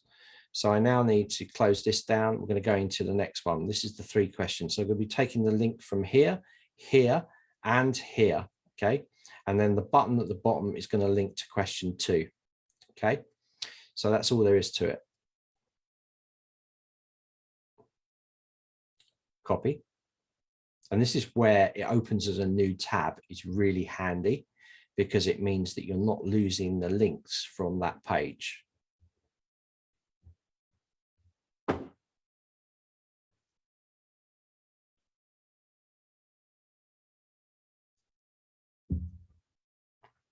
And we're running at 11:52. Should have enough time to finish this off. So we're under the clock now to get this done. So first button in here, we're going to go across and we're going to put that in there as a link. Hopefully nothing goes wrong. Right, save that. Now we're going to go to the next one. So I'm going to jump back to here where I want question B, which is that one there. And I'm going to put that into this one. And let's choose an action. Go to link and save that. And I'm going to go to QC, which is down here. Copy that link, jump back to here. Open the settings tab up, make sure it's on go to link, drop that link in there, save it. Okay, I'm not even checking for the sake of time. I'm going to move on. So we've done that one, and that one. I now need to move into here and we need to take this one to question 2. So I'm going to copy this link, going to come into Q1A and we're going to edit it. Oh, what's going on?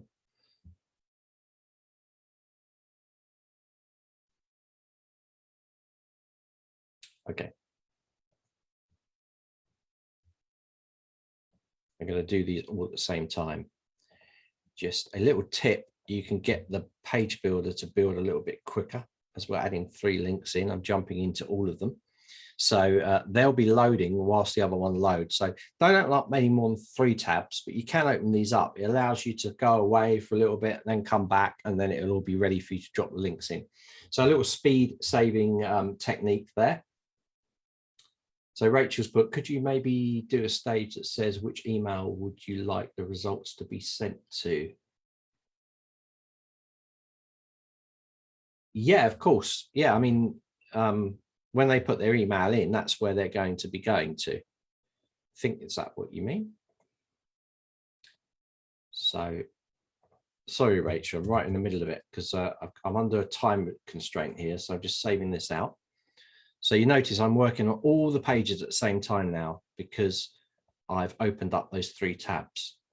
This is why I love the tabs opening up. It can be a bit confusing to people, but for me personally, it allows me to jump around on the site and do stuff really quickly because there is a little bit of a lag time on the page loading. You can sort of bypass it by opening those tabs. So it's definitely, that's a good tip for you guys. So that's done now. So I've done that page. So that goes to question 2. So I'm going on to the next part now. So I've done right down here to question 2. So I need to open up question 2 and edit this. And I need to take these links from this page. So I'm going to start with this one here, copy this URL, jump into it, put it onto the first lozenge or the first button, and then second and third, and then do the link to the final piece at the end, which is going to be fine.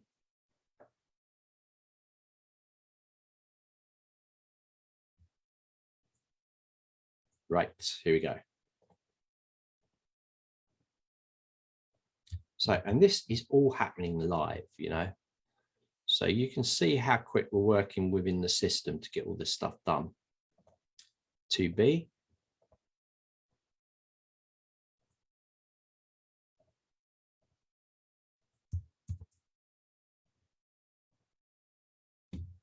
To C,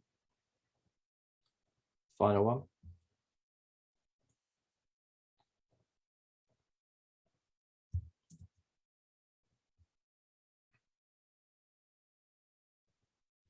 Okay, so that is done. That should lead to the right question. So now I need this last link for the final question, the actual answer. So I'm going to copy this. We're going to go to question 2A and edit this. At the same time, I'm going to be opening up 2B. And I'm going to be opening up 2C.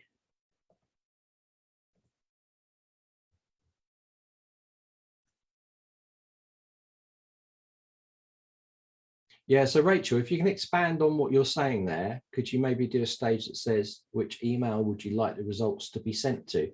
What do you mean with that?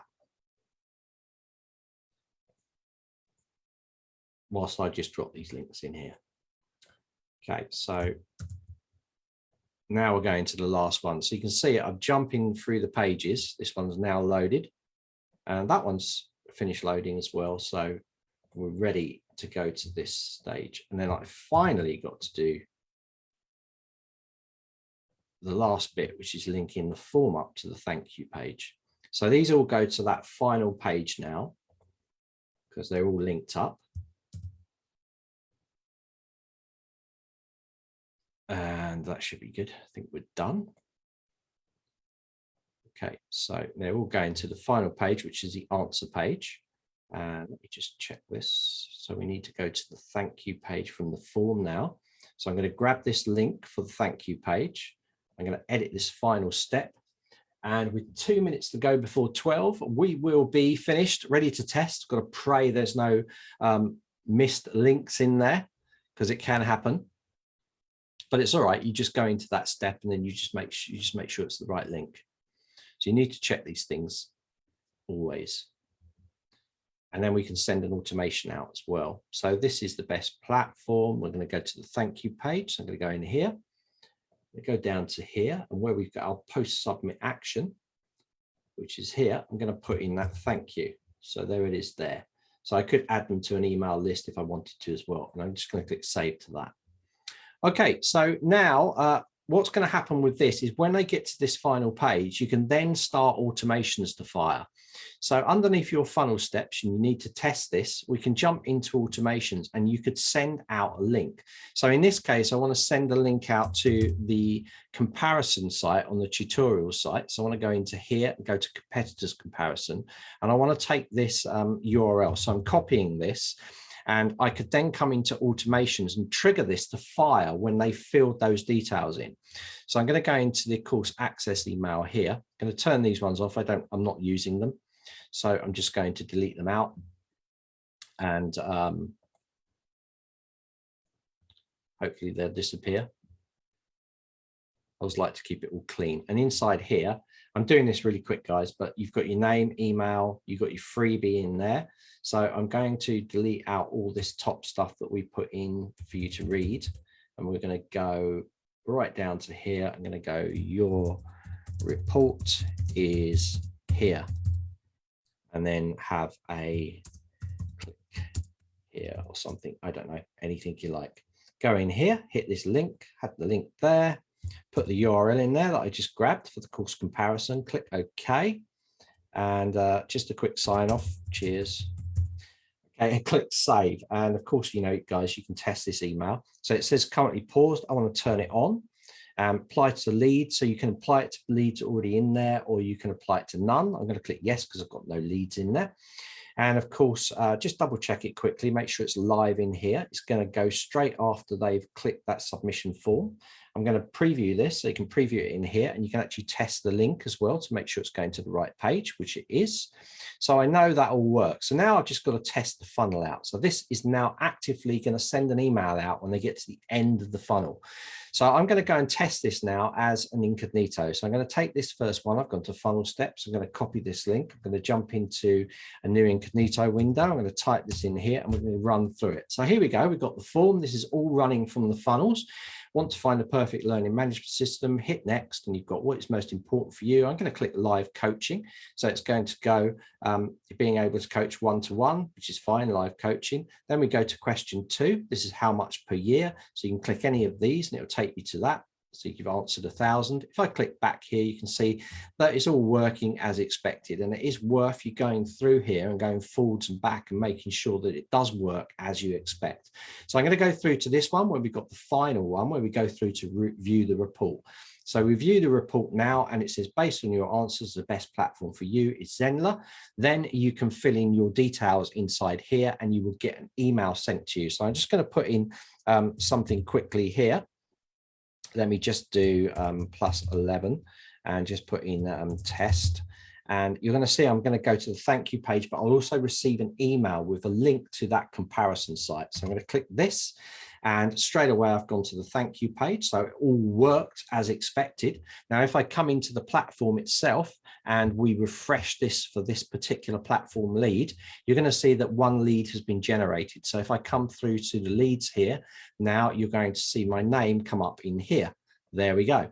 So when you can also see that we have been tagged as well. Now it's coming up as my name, and because MailChimp, because I already had my email in there before, but it shows the tag that we put in there was quiz taken. So now I can segment that. I can go into my list of maybe thousands of users, and I can filter it to all the people that are tagged with quiz taken and send them further emails to try to get them into a course. And that is how it works. So before, when you saw we had pages through here, you can take away all of the stress of creating millions of pages by just keeping it in one marketing funnel that you can work through and view the reports and add the automation straight into from the form. So that is how you do it. Now we're running at 3 minutes past 12. So session 1 is officially over, but I'm going to have a look at some of the questions that you've said in here. So Rachel has put really good questions here, Rachel. I'm really glad you're getting into this. So you've put, could you make, rather than instantly getting the results as a funnel stage, could it instantly be sent to an email they put in? So they email is captured and they instantly get the quiz results. So create an automation sending the results rather than, yeah, absolutely. So drop out that stage where you give them results, go straight through to the form and say in the form, the result of your survey will be sent to you by email. And then in the automation, put in anything you like and send them to the platform or whatever you like, or send them to that step. Send them to that step in the funnel instead of running them through the funnel, because you could, like the funnels in sequence, but you could have an extra pages and you can use that, copy the funnel link, and you could put that into automated email. So when they click it, they go through to that. So again, it's self-contained inside the funnel. So this is when I was talking to you about how you could branch it out and how funnel steps could remain on their own. They can, if you think of how this is done. So using that thing like the little graph that I showed you, let me just share my screen again and show you, then you can do that. So yeah, really good question, Rachel. And yeah, it shows you you're already thinking outside the box with this stuff. You know, you're thinking, can I do this? Look, Rachel, you already know the answer to this. You know, you're asking it on here, but you already kind of know the answer because you're asking the right questions. So you're playing with it in your mind on how it will work. So that is a perfect way to get results with what you're trying to achieve. Out of the box thinking. And that's what you need to do with this, because you have infinite amount of things that you could do. So yeah, so instead of running through here and going to this end step, you could just send them through to a form and then just send them an email in automations that sends them to this page in the funnel, which you can drag from the funnel step. So yeah, you can. The flow chart. Yeah, so yeah, you could send, yeah, you could create the flow chart if you wanted to. So guys, that brings us to an action-packed session 1, where we've caught up with our time now on all this stuff. So yep, we'll see you soon.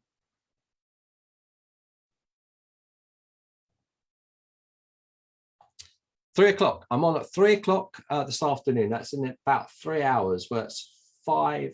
That's 2 hours 54 minutes, and we're back with another session 2 with a day with Zenler. Now guys, all you people that have taken part, Rachel was on here this morning, we had Tasneem on here, and we had Judy Ishani, I think I pronounced that right.